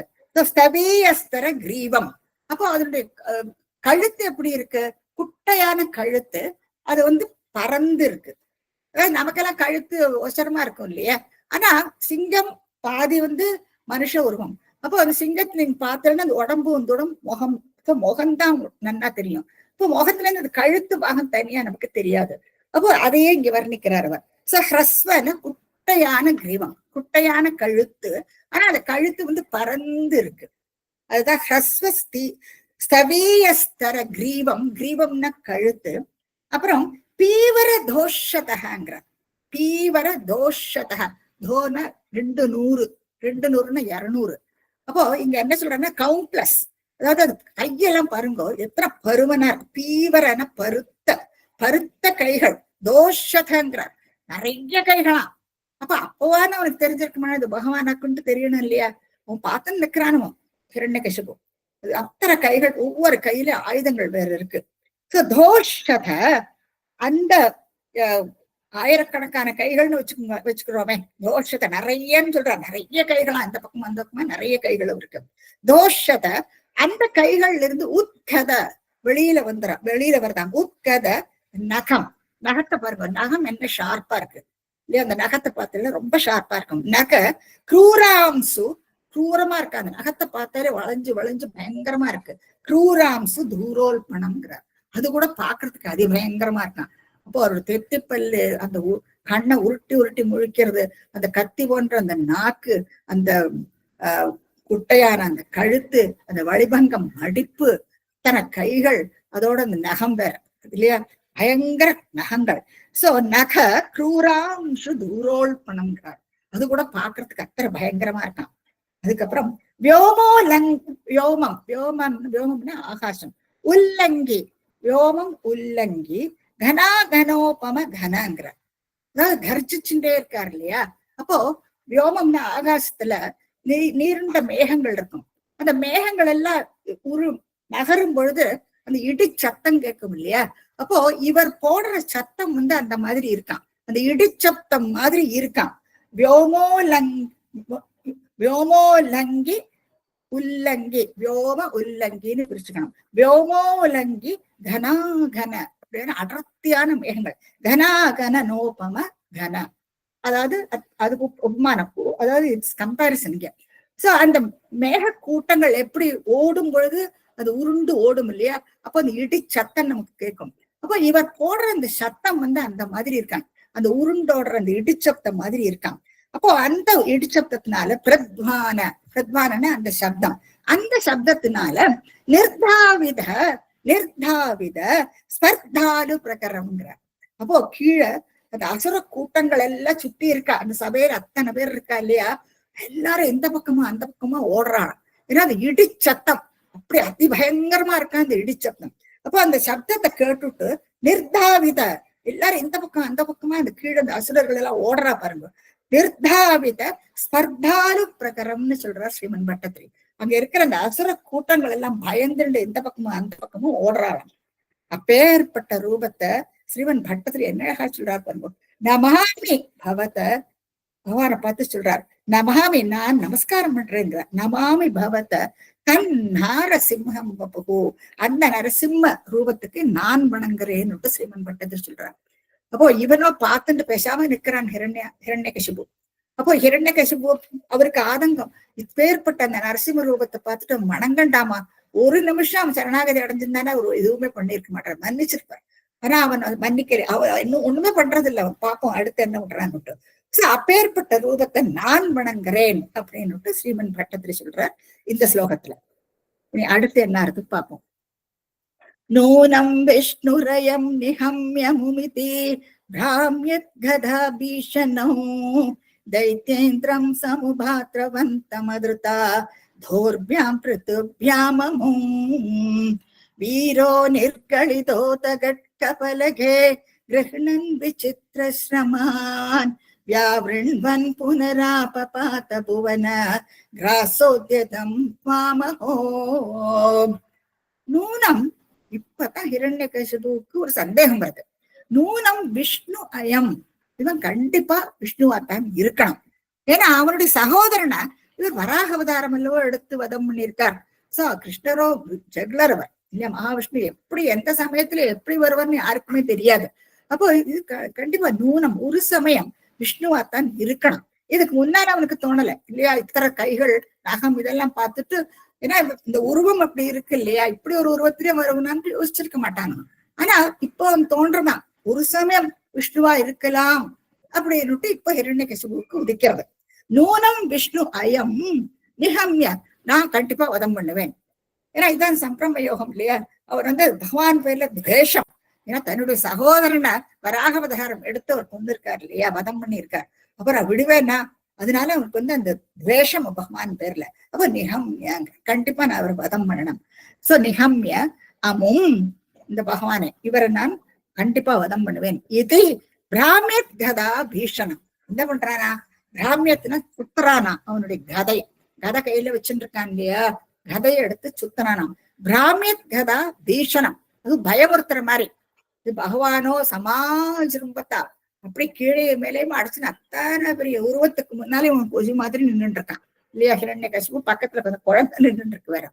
அப்ப இவர் இந்த கதையை உருட்டிக்கிட்டு அதுவும் பயங்கரமா இந்த கதைய, அதுதான் சொல்றாரு பிராமியத் கதா பீஷணம் தைத்தியேந்திரம். தைத்தியேந்திரம்னா அந்த தைத்தியன், அந்த அசுரன். சமுபாத்திரவந்தம், பகவான் பக்கத்துல வரானா, சமுபாத்திரவந்தம். அப்போ பகவான் சும்மா இருப்பா, பக்கத்துல வந்த உடனே அதிர்தா பிடிச்சுன்னு விடுறான். தோர்பியாம் பிருத்துபியாம் அமும், அமும்னா அந்த தைத்தியன், அந்த அசுரனை தன்னுடைய கையால லபக்குன்னு பிடிச்சு விடுறாராம் பகவான். அதிர்தா தோர்பியாம், பக்கத்துல வரான், அவன் கதையை உருட்டிக்கிட்டு பக்கத்துல வந்த உடனே டக்குன்னு அவனை பிடிச்சு விடுறாரு. அதிர்தா தோர்பியாம், தன்னுடைய பருத்த கை இருக்கு இல்லையா, கையினால பிருத்துபியாம் அமும் அவனை பிடிக்கிறாராம். ஆனா வீரோ நிர்கலிதக, அவரும் வீரன், மகா வீரன் இல்லையா, அவனும் அசுரன் இல்லவா. அப்போ அவன் என்ன பண்றான், நிர்கலிதக, அந்த பிடியிலிருந்து நழுவிடுறானா. அப்போ இங்க உபன்யாசர்கள் என்ன சொல்லுவாங்கன்னா, இது கூட பகவானுக்கு ஒரு விளையாட்டு, எல்லாமே அவருக்கு ஒரு விளையாட்டு தானே. அங்க அவ பார்ஷதர்களா இருந்தவா, 2 பேர் கேட் கீப்பர்ஸா இருந்தவா, ஹிரண்யாட்சன் ஹிரண்யகசிபு வாய்ந்தவர். அப்போ அவ இப்போ அசுர ஜன்மா அவ எடுத்திருக்கா, கொஞ்சம் விளையாடி கட்டுமே, அது விட்டுருப்பார். சரி, அதுக்கோசரமே அவர் பிடி விட்டு கொடுத்திருப்பார். எரிவே நிர்கலிதக என்ன பண்றாங்கன்னா, வீரோ நிர்கலித அத, நீங்க பார்க்கலாம் இந்த படத்துல, நீங்க பாருங்க அவருடைய ரூபம் எப்படி இருக்கு, ஹிரண்யகசிபு எப்படி இருக்கான்னு அவருக்கு எதிர்க்க. சோ வீரோ நிர்கலித அத கட்க பலகே, உடனே என்ன பண்றானா, அவகிட்ட அந்த கேடயம் இருக்கும், பலகைனா பலகை, அதுதான் கேடயம். அந்த கேடயத்தை இடது கையால எடுத்துக்கிறான், வலது கையில அவனுடைய கட்கம், அவனுடைய வாள் எடுத்துக்கிறான். சோ கட்க பலகே கிருஷ்ணன், கிருஷ்ணன் அது ரெண்டையும் பிடிச்சுட்டு விசித்திரஸ்ரமான் வியாவிரன்வன்கிறான். விசித்திரமாக எப்படி அப்படி சொல்றானா, தான் பெரிய வீராதி வீரன் சூராதி சூரன்ங்கிற மாதிரி பகவானுக்கு முன்னால அவனும் இந்த பக்கம் அந்த பக்கமா அதை சொல்றானா. அந்த இது ப்ரொடெக்ஷனுக்கு வச்சுப்பா அந்த கேடயத்தை. கையில இந்த வாழை, அந்த வாழை இப்படி சுத்தி சுத்தி விசித்திரஸ்ரமான், விசித்திரமாக வியாபிரன்வன், பகவானுக்கு முன்னால இவன் அதை சுத்தி சுத்தி காட்டுறானாம், தன்னுடைய வீரத்தை வெளிப்படுத்தின்ற. அப்போ புனர ஆபபாத, மறுபடியும் இப்படி வாழை சுத்திக்கிண்டு பகவானுக்கு முன்னால ஆபபாத, முன்னால விழறானாம். இது என்ன நடக்கிறது, ஜஸ்ட் இமேஜின் பண்ணி பார்த்துங்க. இவர் அவன் பக்கத்துல வந்த உடனே அவனை டக்குன்னு கையால பிடிக்கிறார். பிடிச்ச உடனே அவன் பிடின் அது நழுவிண்டு வெளியில வந்துட்டு இவன் கத்தியும் கேடயத்தை எடுத்துட்டு இப்படியே சுத்தி சுத்திட்டு போயிட்டு பின்னால விட்டு முன்னால ஓடிட்டு வருது. இதை அட்டாக் பண்றதுக்குள்ள டாக்டிக்ஸ். மறுபடியும் ஆப்ப பார்த்த பகவானுக்கு முன்னால வரானா. ஆனா அவர் எப்படி இருக்கார் பாருங்க. புவன கிராசோத்தியதம் துவாம் அஹோங்கிறார் ஸ்ரீமன் பட்டத்திரி. அஹோ இது என்னது, புவனம் புவனத்தையே முழுங்கி விடுற மாதிரி இருக்கார். எத்தனை பெரிய வாய், வியாப்த வியாப்த மகாதரிசக முகம் அப்படின்ட்டு பார்த்தோம். குகை மாதிரி அத்தனை பெரிய வாய் அவருக்கு. பூமியே அப்படியே புவனத்தையே முழுங்கி விடுவார் அவர். சோ புவன கிராசோத்தியதம் துவாம், பூமியே முழுங்குற அளவுக்கு உள்ள தங்களை நோக்கி இவன் வந்தானமே ஆப்ப பார்த்த மறுபடியும் உங்க முன்னால வரானாமே. அஹோ இது என்ன ஆச்சரியமா இருக்கு அப்படின்னு ஸ்ரீமன் பட்டத்திரி இந்த ஸ்லோகத்துல சொல்றார்.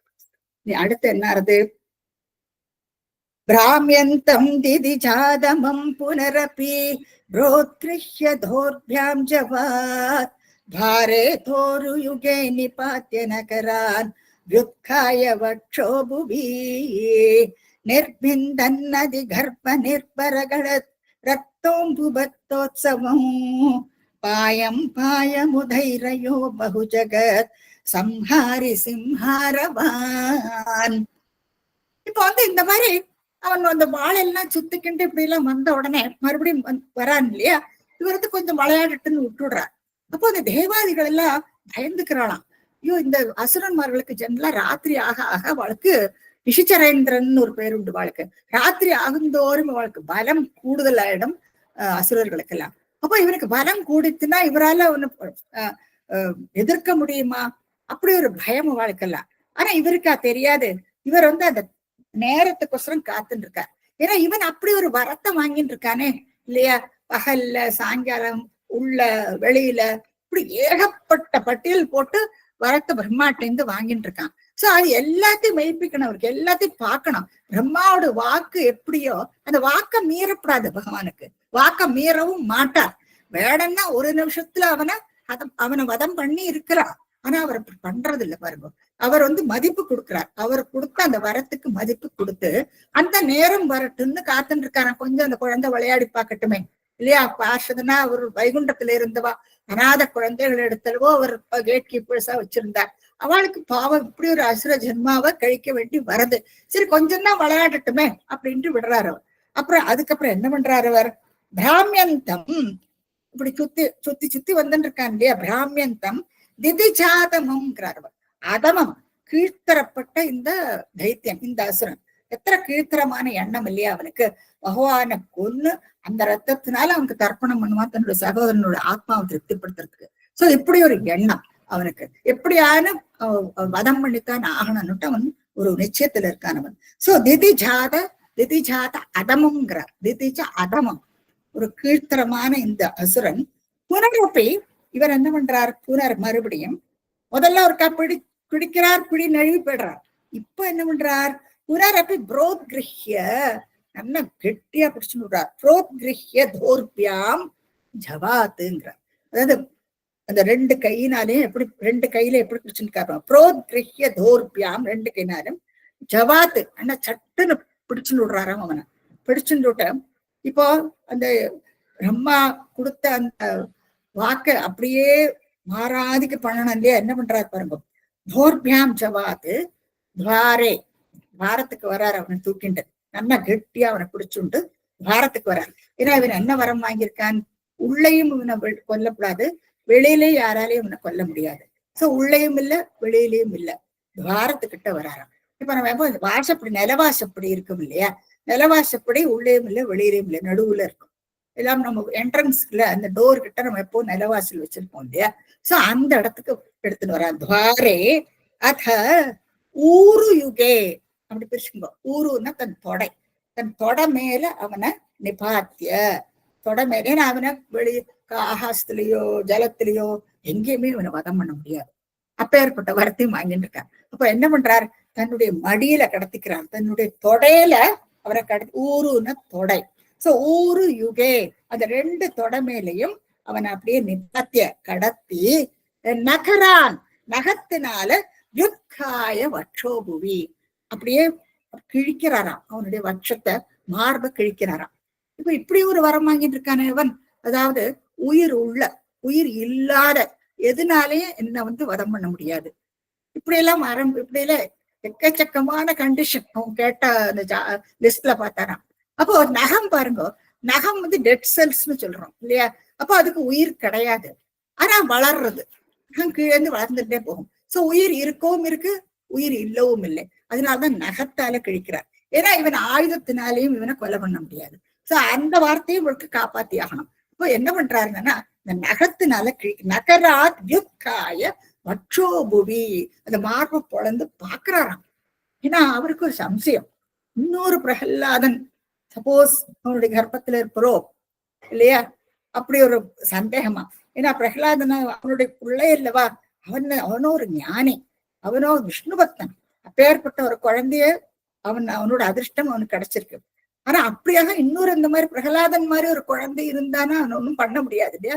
செக் பண்ணிக்கிறாராம். வட்சோ பூவி, அந்த வட்சத்துல தொடர்ந்து பாக்குறாராம், தொலைஞ்சு பார்த்துட்டு நிர்பிந்தன், ஏன்னா அப்படி கிழிக்கும் பொழுது நிர்பிந்தன் நிர்பிந்தன கிழிக்கிறத, அதிகர்ப்ப நிர்பரகளத், அதிகர்ப்பன நிறைய, நிர்பரகளத் கொப்பளிச்சுன்னு இந்த ரத்தம் வெளியில வருது. சோ நிர்பரகளத் ரத்தாம்பு பத்தோத்சவம்ன்ற ரத்தம் அப்படி பீரிட்டு வரதான் அந்த மார்பில் இருந்து. அதுதான் நிர்பரகளத்துங்கிறார். பீரிட்டு வர அந்த ரத்தம் அது அவர் உற்சாகத்தோட பண்றாராம் அவர். அதான் பக்தோத்சவருக்கு எல்லாமே உற்சவம் தானே பகவானுக்கு. சோ பக்தோத்சவம்ங்கிறார். அது ரத்தாம்பு, ரத்தம் பீரிட்டு வருது, அது பக்தோத்சவம். அது என்ன பண்றார், ரொம்ப சந்தோஷத்தோட பாயம் 2 தடவை சொல்றார் ஸ்ரீமன் பட்டத்திரி. குடிக்கிறாராம் அந்த ரத்தத்தை. ஏன்னா அந்த ரத்தம் கீழே விழுந்து வேற ஏதாவது இந்த ரத்தத்தை குடிச்சு கொடுத்துன்னா அவனுக்கு அந்த அசுர புத்தி வந்துடுமே. சோ கொஞ்சம் கூட இருக்கக்கூடாதுன்னு தானே குடிக்கிறார் அவர். பாயம் உதாரயோகோங்கிறார். இது நடக்கிறது, இந்த மாதிரி பண்றார் அவர். அப்புறம் பகுஜகத் சம்ஹாரி சிம்ஹாரவான்கிறார். இட்டி முழக்கத்தோட எல்லா உலகத்தையே சம்ஹாரம் பண்ற மாதிரி இட்டி முழக்கத்தோட இவர் என்ன பண்றாருன்னா பாயம் இப்படியே குடிக்கிறாராம் அந்த ரத்தத்தை. இவ எப்படி இருக்கு, அந்த குழந்தை பக்கத்துல நின்று பார்த்துட்டு இருக்கு. அந்த குழந்தைக்கு உண்மைய அளவு பயம் கூட இல்லை பாரு. ஏன்னா விஷ்ணு பக்தன், அந்த குழந்தைக்கு தெரிஞ்சாச்சு பகவானாக்கு வந்திருக்காரு மட்டும். அப்போ அந்த குழந்தை பார்த்துட்டுதான் இருக்கு, வேற ஒண்ணுமே பண்றது இல்லை. சோ அப்படியாக அவர் என்ன பண்றாருன்னா, உள்ளேயும் இல்லாதிக்கு வெளியிலையும் இல்லாதிக்கு அந்த சந்தியா காலத்துல அந்த படியில, வாசப்படியில தன்னுடைய தொடை மேல அவனை இருத்தி அந்த நகத்தினால கிழிச்சு அந்த வெளியில பெருகி வரும் அந்த ரத்தத்தை அப்படியே குடிக்கிறாராம் பகவான். அடுத்து என்ன நடக்கிறது பார்க்கலாம்.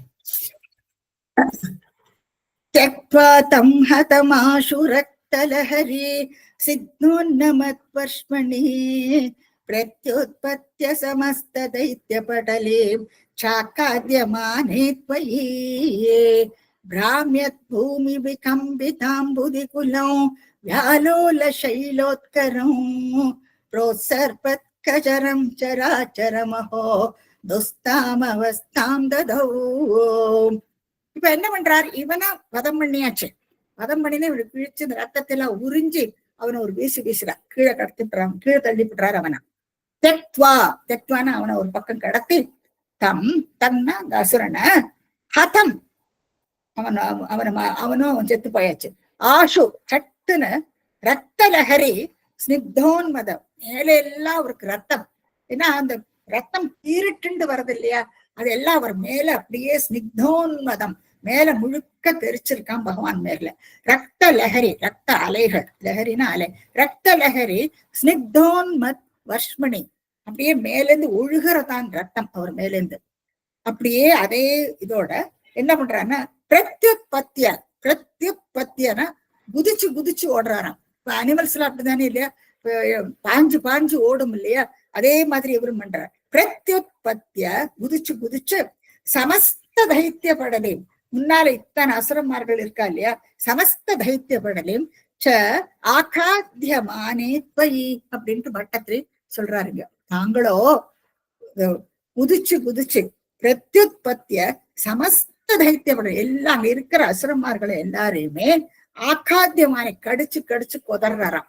சிங்கம் அப்படித்தானே பண்ணும் இல்லையா, கடிக்கும் அது, அந்த தெத்தி பல்ல வச்சுன்னு கடிச்சு கொதறி சாப்பிடும் அது. அதே மாதிரி பண்றாரு. சிங்கம் அந்த உருவத்துல வந்திருக்காரு அவர் இல்லையா, சாக்காத்தியங்கிறது ஆக்காத்திய ஆக்காத்தியமானே பயி இப்படி பண்ணிராமே அப்படின்ட்டு பகவானை பார்த்து கேட்கிறார் சிவன் பட்டத்திரி. அப்ப அந்த சமயம் எப்படி இருந்ததுங்கிறத ரொம்ப அழகா வர்ணிக்கிறார் சிவன் பட்டத்திரிங்க. பிராமியத் பூமி விகம்பிதாம்புதி குலம். பிராமியத் பூமி என்னத்தினா, அதாவது பூமியே சுத்தரதான். ஏன்னா அப்படி ஒரு சப்தம். இப்ப அந்த சப்தம் போடுறாரு இல்லையா, அது உலகம் முழுக்க அந்த இடி சத்தம் கேட்கறது.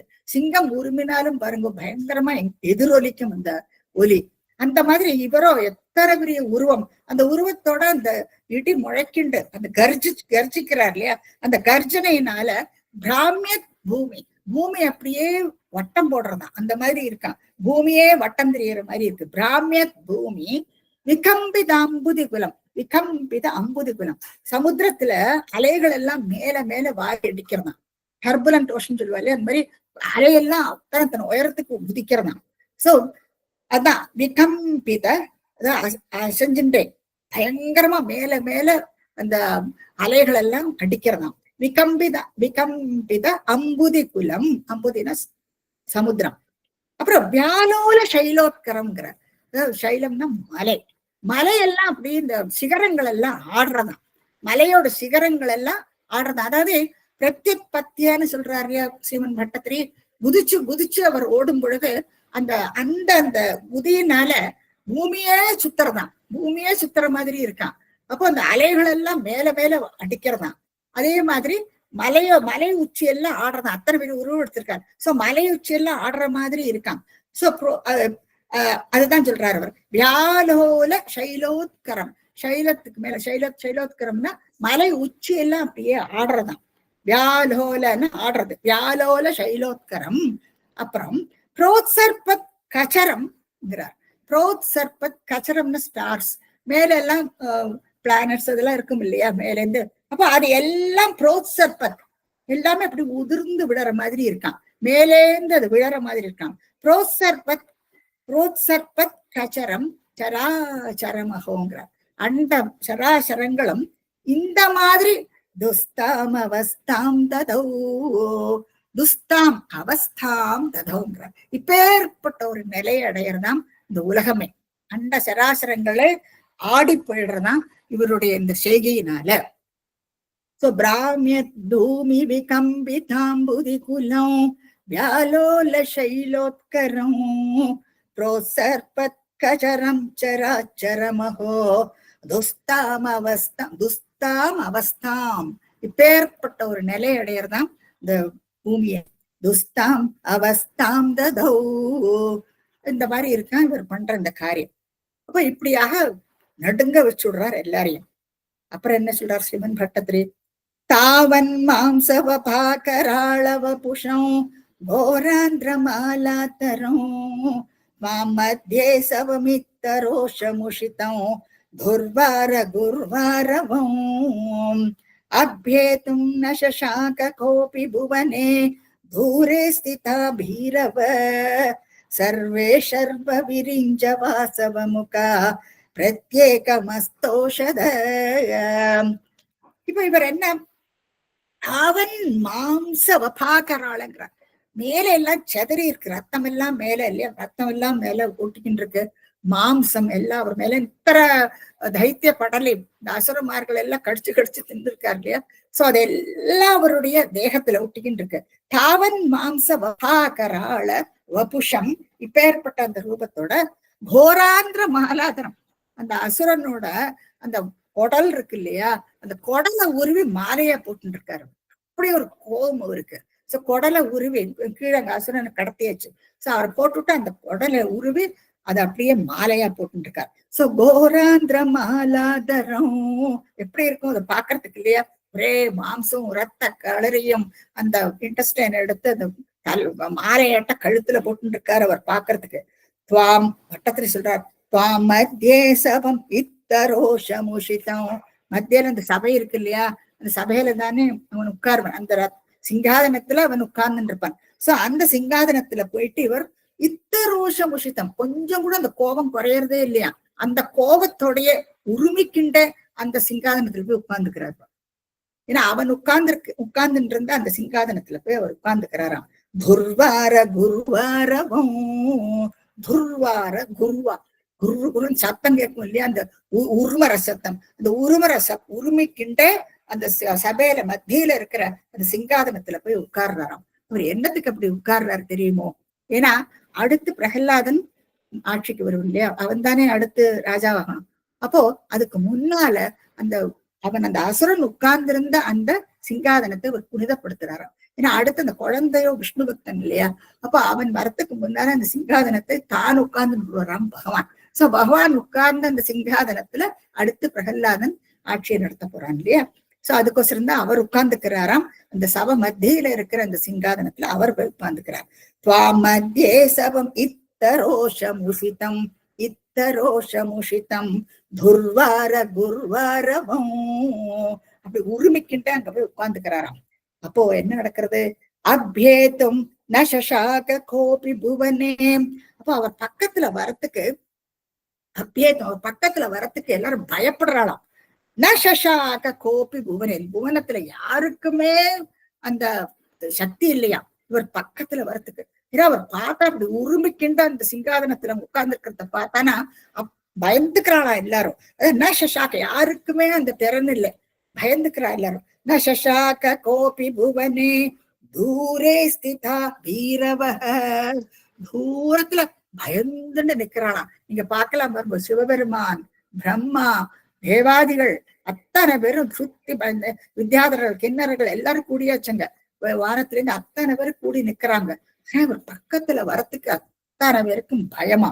அப்போ தூரே ஸ்திதா பீரவ சர்வே, எல்லாருமே சர்வ, சர்வன சிவபெருமான், சிவபெருமான் விரிஞ்ச பிரம்மா, சிவபெருமான் பிரம்மா, வாசவ முக்காக தேவாதிகள், சுத்தி எத்தனை தேவாதிகள் எல்லாம் நிக்கிறான். வாசவ முக்காக பிரத்யேகம் அஸ்தோஷத, ஒவ்வொருத்தரும் அவளுக்கு தெரிஞ்ச ஸ்தோத்திரத்தை சொல்லி பகவானை சாந்தப்படுத்த பாக்குறான் எல்லாரும். ஆனா என்ன தூரக்கு நின்றுருக்கா, அவர் பக்கத்துல வரத்துக்கே எல்லாருக்கும் பயமா.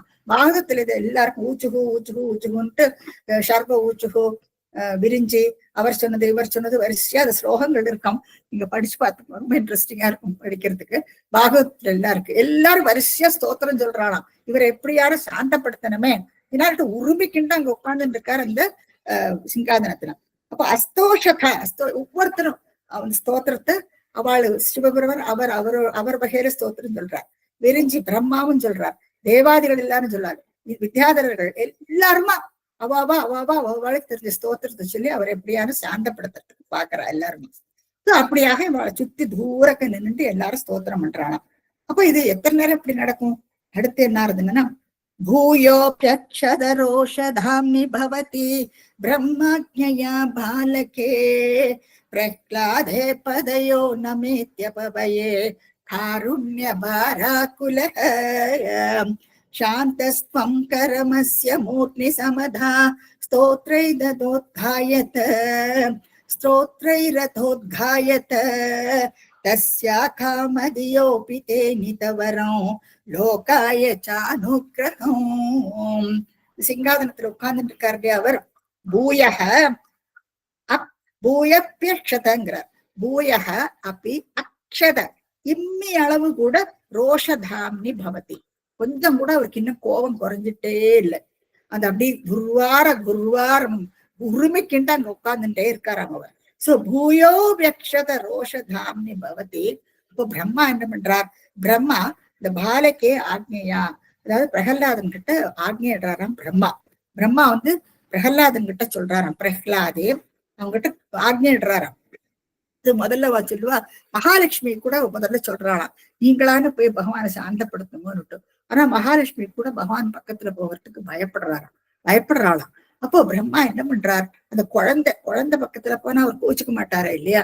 அப்போ அவன் விஷ்ணு பக்தன் வேற, 5 வயசு குழந்தை இல்லையா, குஞ்சு போல அவர் முன்னாலே நின்றுட்டு இருக்குது. வணக்கம் நமஸ்காரம் பண்ணிட்டு அழகா நின்றுட்டு இருக்குது. அப்போ பிரம்மா என்ன பண்றாருன்னா ஆக்ஞையிடுறாரா, அந்த குழந்தைய பார்த்துட்டு சொல்றாரு, நீ போய் பகவானுடைய பதையோகோ நமத்திய, அவருடைய பாதத்துல போய் நமஸ்காரம் பண்ணு, பதையோகோ நமத்திய. அப்போ அந்த குழந்தை அப்பா பயே, கொஞ்சம் கூட பயம் இல்லாதக்கு போயிட்டு அங்க போய் நமஸ்காரம் பண்ணி நிக்கிறான் பாருங்க பிரகலாதன் இல்லையா. சோ பதையோ நமத்திய அபபயே, கொஞ்சம் கூட பயமே இல்லையா அந்த குழந்தைக்கு. சிறு இந்த இளங்கன்று பயமறியாது சொல்லுவா. குழந்தைகளுக்கு எப்பவுமே பயமே தெரியாது. இப்ப 5 வயசு குழந்தை தானே இல்லையா? சோ அத்தனை பயங்கரமான அந்த உருவத்தை பார்த்து அந்த குழந்தை பயப்படுறதே இல்லை பாருங்க. இப்ப பயமில்லாதக்கு பிரகலாதன் மட்டும்தான் அவர் பக்கத்துல போறானா. சுத்தி வாழ நின்றுட்டு இருக்கா, தூரக்க நின்றுட்டு இருக்கா. அவளுக்கு எல்லாம் பகவான் பக்கத்துல வரத்துக்கே பயப்படுறா எல்லாரும். ஆனா அந்த குழந்தை பக்கத்துல போயிட்டு நமஸ்காரம் பண்ணின உடனே நமத்திய அபபயே காருண்ய பாராகுலக, உடனே அவர் வந்து சாந்த மூர்த்தி ஆயிடுறாரா. அந்த குழந்தை வந்து பக்கத்துல வந்து நமஸ்காரம் பண்ணின உடனே அப்படியே சாந்த ஸ்வரூபி ஆயிடுறாரா. அவர் கண்ணுல பாருங்க இப்ப எத்தனை கருணை. அப்போ இதுல பார்த்தீங்கன்னா பயங்கரமா இருக்கு அந்த கண்ணு இல்லையா, அதிரூக்ஷ அக்ஷம், சூப்பர், அப்படி பயங்கரமான கண்ணா இருந்து இப்ப வந்து காருண்ய பாராகுலக, கருணையோட பாக்குறாராம் அந்த குழந்தைய. காருண்ய பாராகுலக சாந்தக துவம், பட்டத்தை சொல்றார் பகவானை பார்த்துட்டு. குருவாயூரப்பன் தானே அவருக்கு எல்லாம். இப்ப அவர் தானே இந்த அவதாரம் எடுத்த மாதிரி அவர் எழுதுறாரு இல்லையா. சாந்தஸ்துவம், சாந்தப்படுத்தப்பட்ட தாங்கள், கரம் அஸ்ய, தன்னுடைய தலையை எடுத்து தன்னுடைய கையினால கரமஸ்ய மூர்த்னி சமதாக, மூர்த்னா சிரசு, அந்த குழந்தையுடைய சிரசு மேல தன்னுடைய கையை எடுத்து வைக்கிறாராம், அனுகிரகம் பண்றார் குழந்தைக்கு. கரமஸ்ய மூர்த்னி சமதாக. அப்போ அந்த குழந்தை இம்மீடியட்டா பாருங்க, ஸ்தோத்ரைரதோத்காயத, ஸ்தோத்திரம் பண்ற தொடங்கி விடுறானாம் பிரகலாதன். உத்காயத்தகன்னு சொல்றார் ஸ்ரீமன் பட்டத்திரி. உத்காயத்தகனா ரொம்ப அழகா கொஞ்சம் கூட பயமே இல்லாம அந்த ஸ்தோத்திரத்தை சொல்ல தொடங்குறானாம் பிரகலாதன். இந்த பிரகலாத ஸ்துதி இருக்கே, நீங்க பாகவதத்துல கண்டிப்பா படிக்கணும். அது வந்து பாகவதத்துல 7வது ஸ்கந்தத்துல 9வது அத்தியாயத்துல 8-50 வரைக்கும் 43 ஸ்லோகங்கள் இருக்கு. அந்த 43 ஸ்லோகங்கள் எல்லாத்தையும் ரொம்ப அழகான ஸ்லோகங்கள், நித்தப்படியே நீங்க படிக்கலாம். அந்த நிர்குண பிரம்மத்தை பத்தி ரொம்ப அழகா படிக்கணும். அவன் ஒரு ஞானி இல்லையா, அப்போ கட கட கடன் எப்படி துருவஸ்துதி பார்த்தோமோ அந்த மாதிரி துருவன் சிதிக்கிற மாதிரி இந்த பிரகலாத சுவாமி இப்போ வந்து பகவான சிதிக்க தொடங்குறானா. அது பிரகலாத ஸ்துதியை நீங்க பாத்துக்கோ. அதே ஒரே ஒரு ஸ்டான்ஸா மாத்திரம் நான் எடுத்திருக்கேன். ஏன்னா அந்த ஸ்டான்ஸா ரொம்ப அழகா இருக்கு. கண்டிப்பா நீங்க இதனோட அர்த்தம் உங்களுக்கு எல்லாருக்கும் தெரியணும்.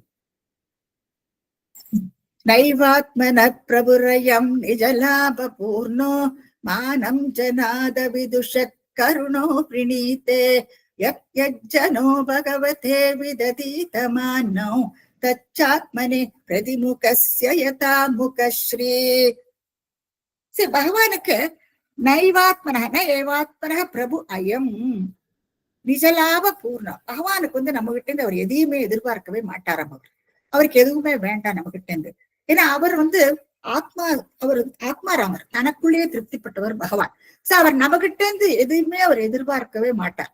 தன்னுடைய சேவகர்கள், அதுதான் மானம் ஜனாதி அவிதுஷங்கிறார்.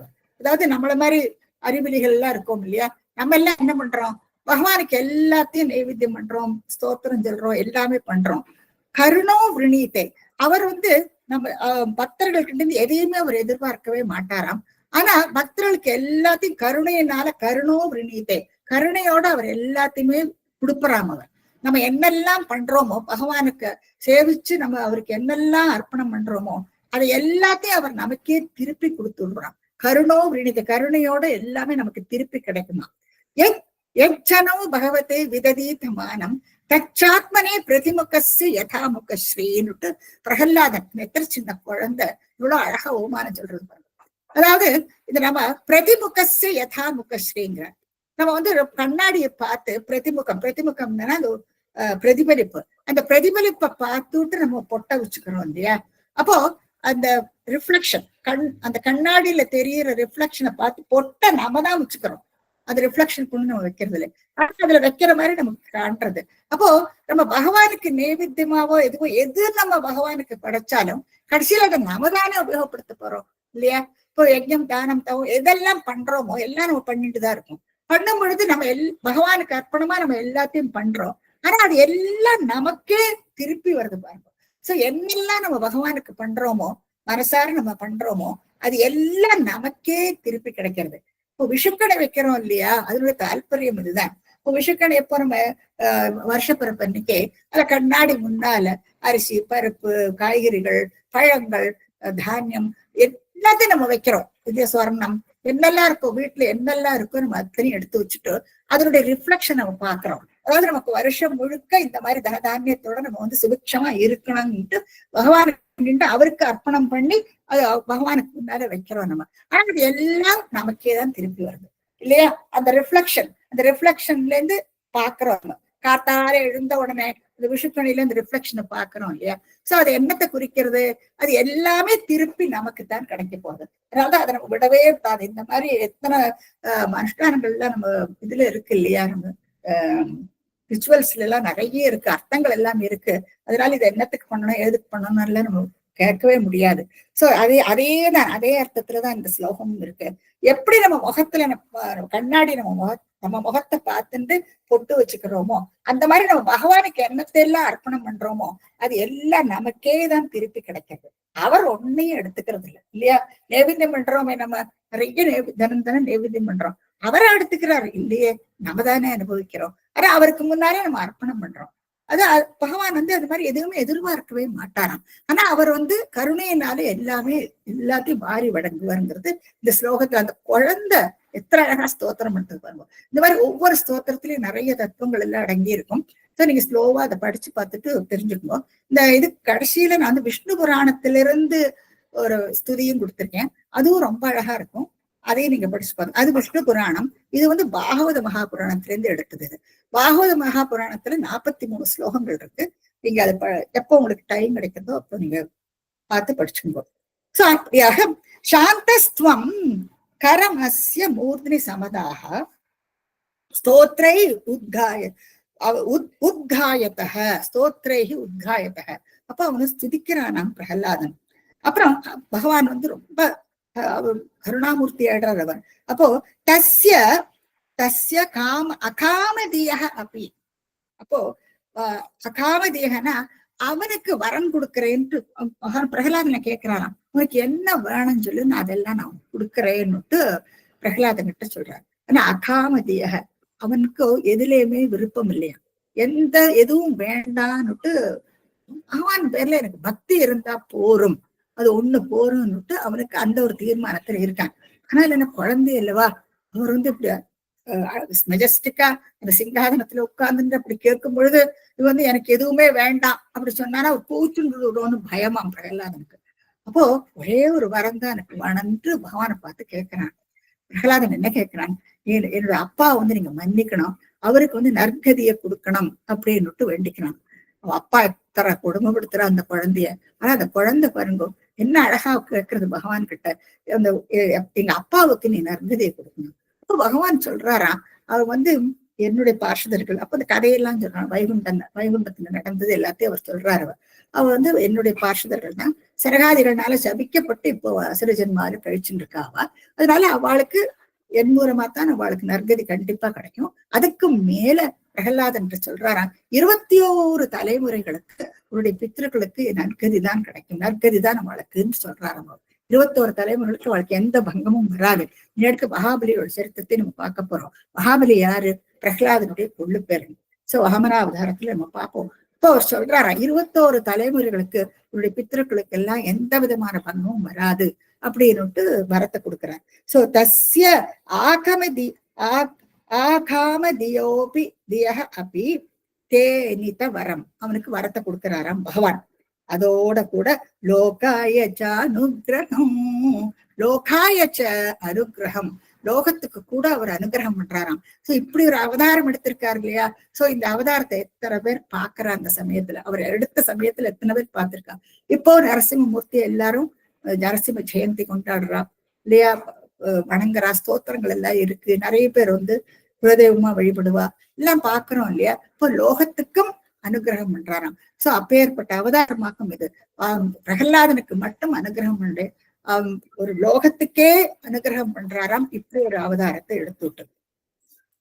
கடைசியா என்ன சொல்றாருன்னா பட்டத்திரி, ஏவம் நாட்டித ரௌத்ர சேஷ்டித விபோ ஸ்ரீதாபனீயாபித ஸ்ருத்யந்த ஸ்புடகீத சர்வ மகிம அத்யந்த சுத்தாகிருதே தத்தாத்ரிங்கிலோத்தரம் புனரஹோ கஸ்த்வாம் பரோ லங்கயேத் பிரஹ்லாத பிரிய ஹே மருத்புரபதே சர்வமயாத் பாஹி மாம் பிரஹ்லாத பிரிய ஹே மருத்புரபதே சர்வமயாத்மா ஹி மாம்.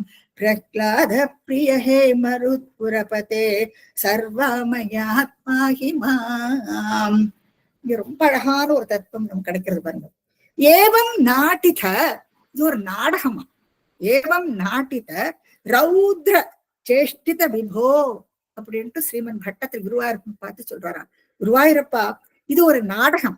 இந்த ரௌத்ர ரூபத்தோட அவர் வந்திருக்காரு இல்லையா, இது ஏவம் நாட்டித ரௌத்ர சேஷ்டிதங்கிறார். இந்த ரௌத்ரத்தோட வந்திருக்காரு இல்லையா, இந்த கோபத்தோட ஒரு அவதாரம் எடுத்து வந்திருக்காரு இல்லையா, அப்பேற்பட்ட அவதாரம் குருவாயூரப்பா. ஸ்ரீதாபனீயா பித ஸ்ருத்தியந்தாங்கிறார். ஸ்ரீதாபனீயம்ங்கிறது உபனிஷத்து.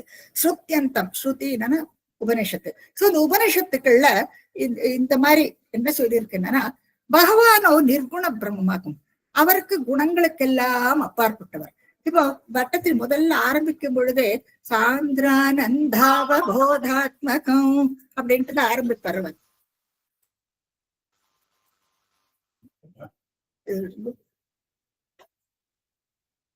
ஸ்ரீதாபனீயாவித ஸ்ருத்தியந்த ஸ்புடகீத சர்வ மகிமன் அத்தியந்த சுத்தாகிருதிங்கிற பகவான் ஒரு நிர்குண பிரம்மம். அப்போ அந்த நிர்குண பிரம்மம் என்ன அர்த்தம்? குணங்களுக்கெல்லாம் அப்பாற்பட்டவர். குணங்களுக்கெல்லாம் அப்பாற்பட்டவர்னா அவருக்கு எந்த உருவமும் கிடையாது. ஏன்னா குணங்கள்னு வரும்போது குணங்கள் எல்லாம் சரீர சம்பந்தப்பட்டது. இப்ப நம்ம ஒருத்தரை பார்த்துட்டு சொல்றோம் இல்லையா, ஐயோ அவன் மகா கோபிஷ்டி அப்படின்னு சொல்றோம், அந்த கோபமா ஒரு உருவம். அப்போ அதுக்கு சரீரம் இருக்கு. ஓ அவன் அல்ப சந்தோஷி, ரொம்ப சந்தோஷப்பட்டவர் எல்லாத்துக்கும், அப்போ சந்தோஷமா ஒரு ஊக்கம். அப்போ அந்த குணங்கள் எல்லாமே சரீர சம்பந்தப்பட்டது. இப்போ நிர்குணம், குணங்களுக்கெல்லாம் அப்பாற்பட்டவர்னா அதுக்கு சரீரமே கிடையாது. அப்போ பகவான் எப்படியாக்கும் வர்ணிக்கிறது இல்லையா? நிர்குண பிரம்மத்துக்கு ஒரு உருவத்தை கொடுக்கணும் நமக்கு. அப்போ என்ன சொல்றார் பகவான் வட்டத்திரி? என்ன சொல்றார்? சாந்திரானந்தாவங்கிறார். அது ஒரு ஆனந்த ஸ்வரூபம். அப்ப அந்த ஆனந்தத்தை நம்ம அனுபவிக்கணும். அது ஒரு ஆனந்த ஸ்வரூபம். அப்புறம் அதே மாதிரி அது வந்து ஞானத்தை கொடுக்கக்கூடிய ஒரு ஸ்வரூபம், அறிவை கொடுக்கறது, ஆனந்தத்தை கொடுக்கறது. சோ அப்பேற்பட்ட ஸ்வரூபம். சோ அந்த ஸ்வரூபத்துக்கு நமக்கு இஷ்டப்பட்ட ரூபத்தை நம்ம கொடுத்துக்கலாம். நம்ம உங்களுக்கு புரிஞ்சுதுன்னு நினைக்கிறேன்னா. சோ இந்த நிர்குண பிரம்மம்னு சொல்லும் பொழுது இப்படிதான் நமக்கு வர்ணிக்க முடியும். பகவான் எனக்கு ஆனந்தத்தை கொடுக்கிறார், பகவான் எனக்கு ஞானத்தை கொடுக்கிறார், பகவான் என்கிட்ட கருணையா இருக்கார். சோ இந்த மாதிரி கருணை, ஆனந்தம், ஞானம், சோ இதுக்கெல்லாம் என்ன ரூபத்தை கொடுக்கறது இல்லையா? அப்ப நிர்குண பிரம்மம்னு சொல்றோம்.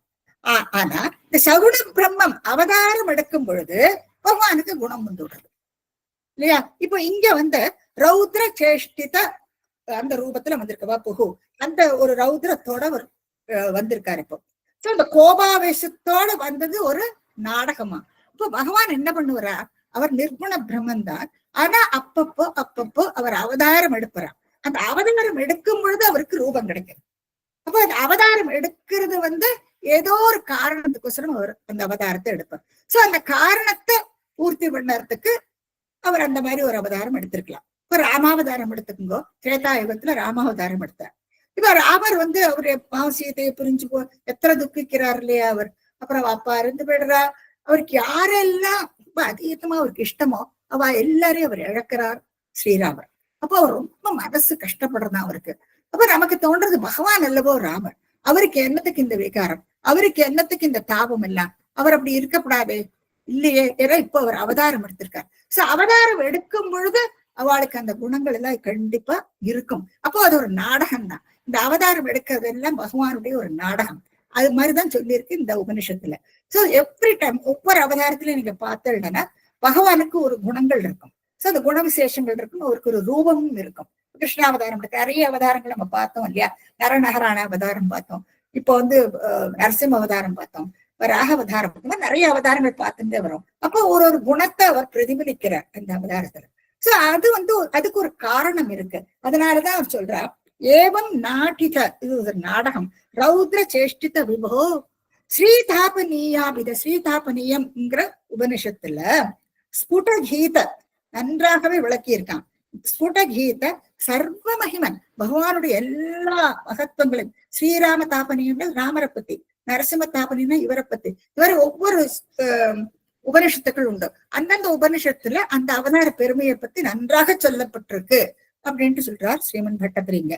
ஸ்புட்கீத சர்வ மகிமன் அத்தியந்த சுத்தாக்கிருதிங்கிற. இவர் சுத்த ஸ்வரூபம். இவர் சுத்த ஸ்வரூபம்னு இப்படி ஒரு உருவம் கொடுத்து நம்ம வச்சிருக்கோம் பகவானுக்கு இல்லையா. சுத்த ஸ்வரூபம். அவருக்கு உருவம் ஒண்ணும் கிடையாது. இவர் குணத்துக்கெல்லாம் அப்பாற்பட்டவர், அப்பேற்பட்டவர். இப்போ இப்படி ஆக்ட் பண்றாரு அவர். அதான் நாட்டிதன்னு சொல்றாரு. ஏவம் நாட்டித ரௌத்ர சேஷ்டித விபோ ஸ்ரீதாபனீயாபித ஸ்ருத்யந்த ஸ்ருதி அந்த ஸ்ருத்யந்த ஸ்ருதினா உபனிஷத்து, வேதங்கள் உபனிஷத்து. ஸ்ருத்யந்த ஸ்புடகீத நன்றாக பாடியிருக்காங்க. அதுல எல்லாம் சர்வ மகிமன் பகவானுடைய மகத்துவங்கள் எல்லாம் நிறைய பாடியிருக்கு.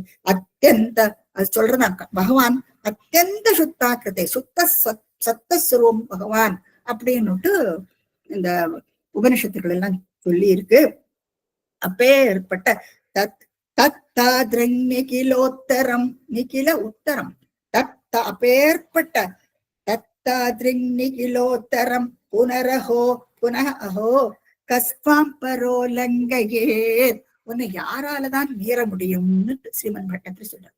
பகவானுடைய பார்ஷதர்களாலதான் அவரை மீற முடியுமா, அவரை அணுக முடியுமா இல்லையா.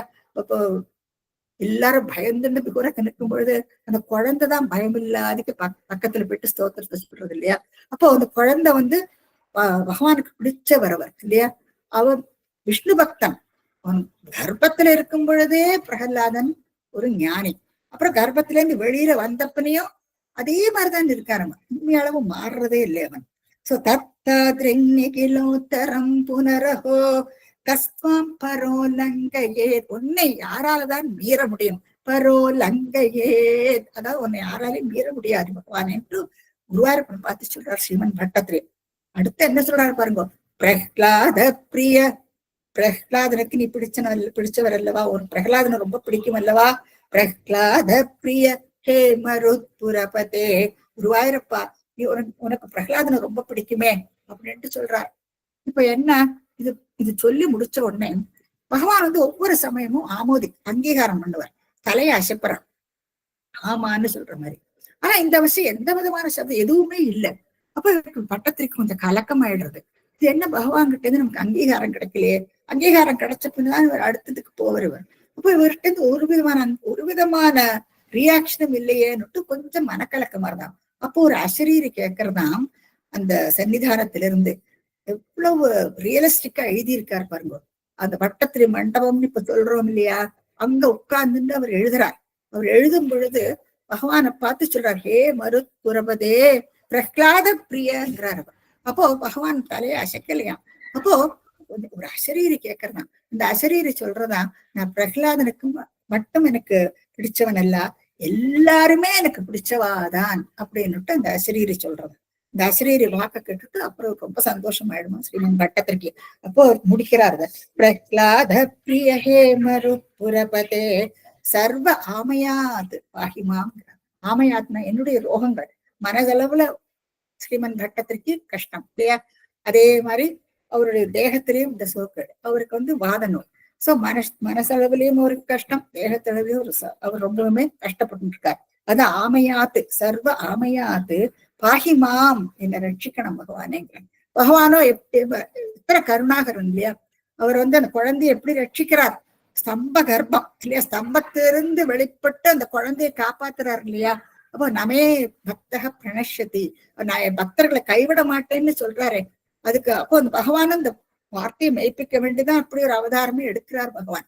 அப்போ அதனால்தான் கேட்கிறார், என்னுடைய ரோகத்தை நீ களையின, என்னுடைய ரோகத்தை கூட நான் மீண்டு வரணும்னுட்டு கடைசியில முடிக்கிறார் அவர். சோ அப்படியாக பிரகலாத சரித்திரம் முடிகிறதுங்க. நிறைய தத்துவங்கள் உங்களுக்கு புரிஞ்சிருக்கும்.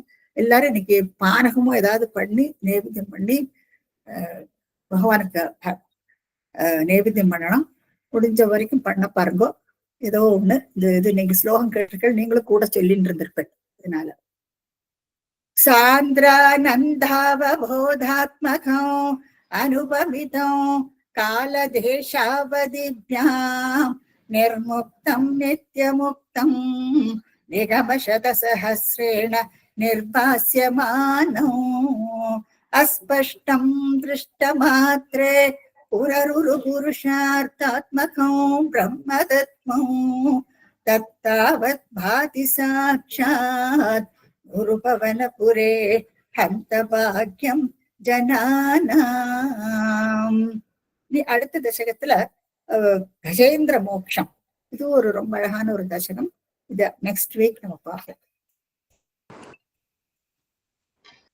Thank you, ma. Thank you, mommy.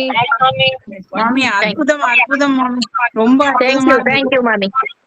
Thank you, mommy. Thank you மாமி. Thank you. Thank you. Thank you மாமி.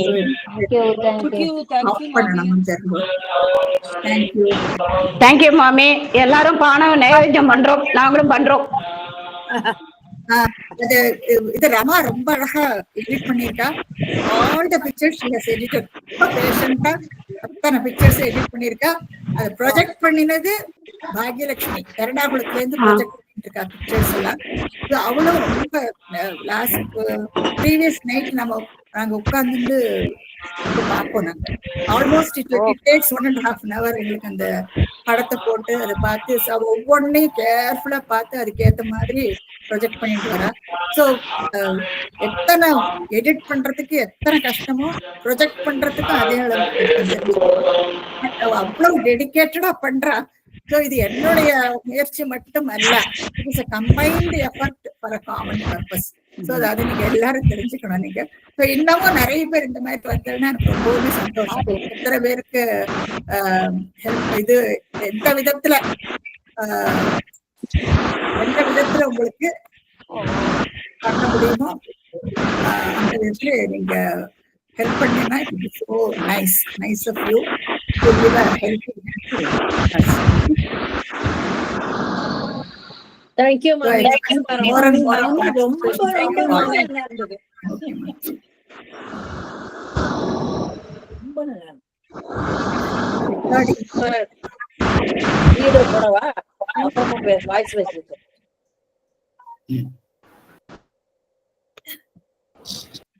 Thank you, mommy.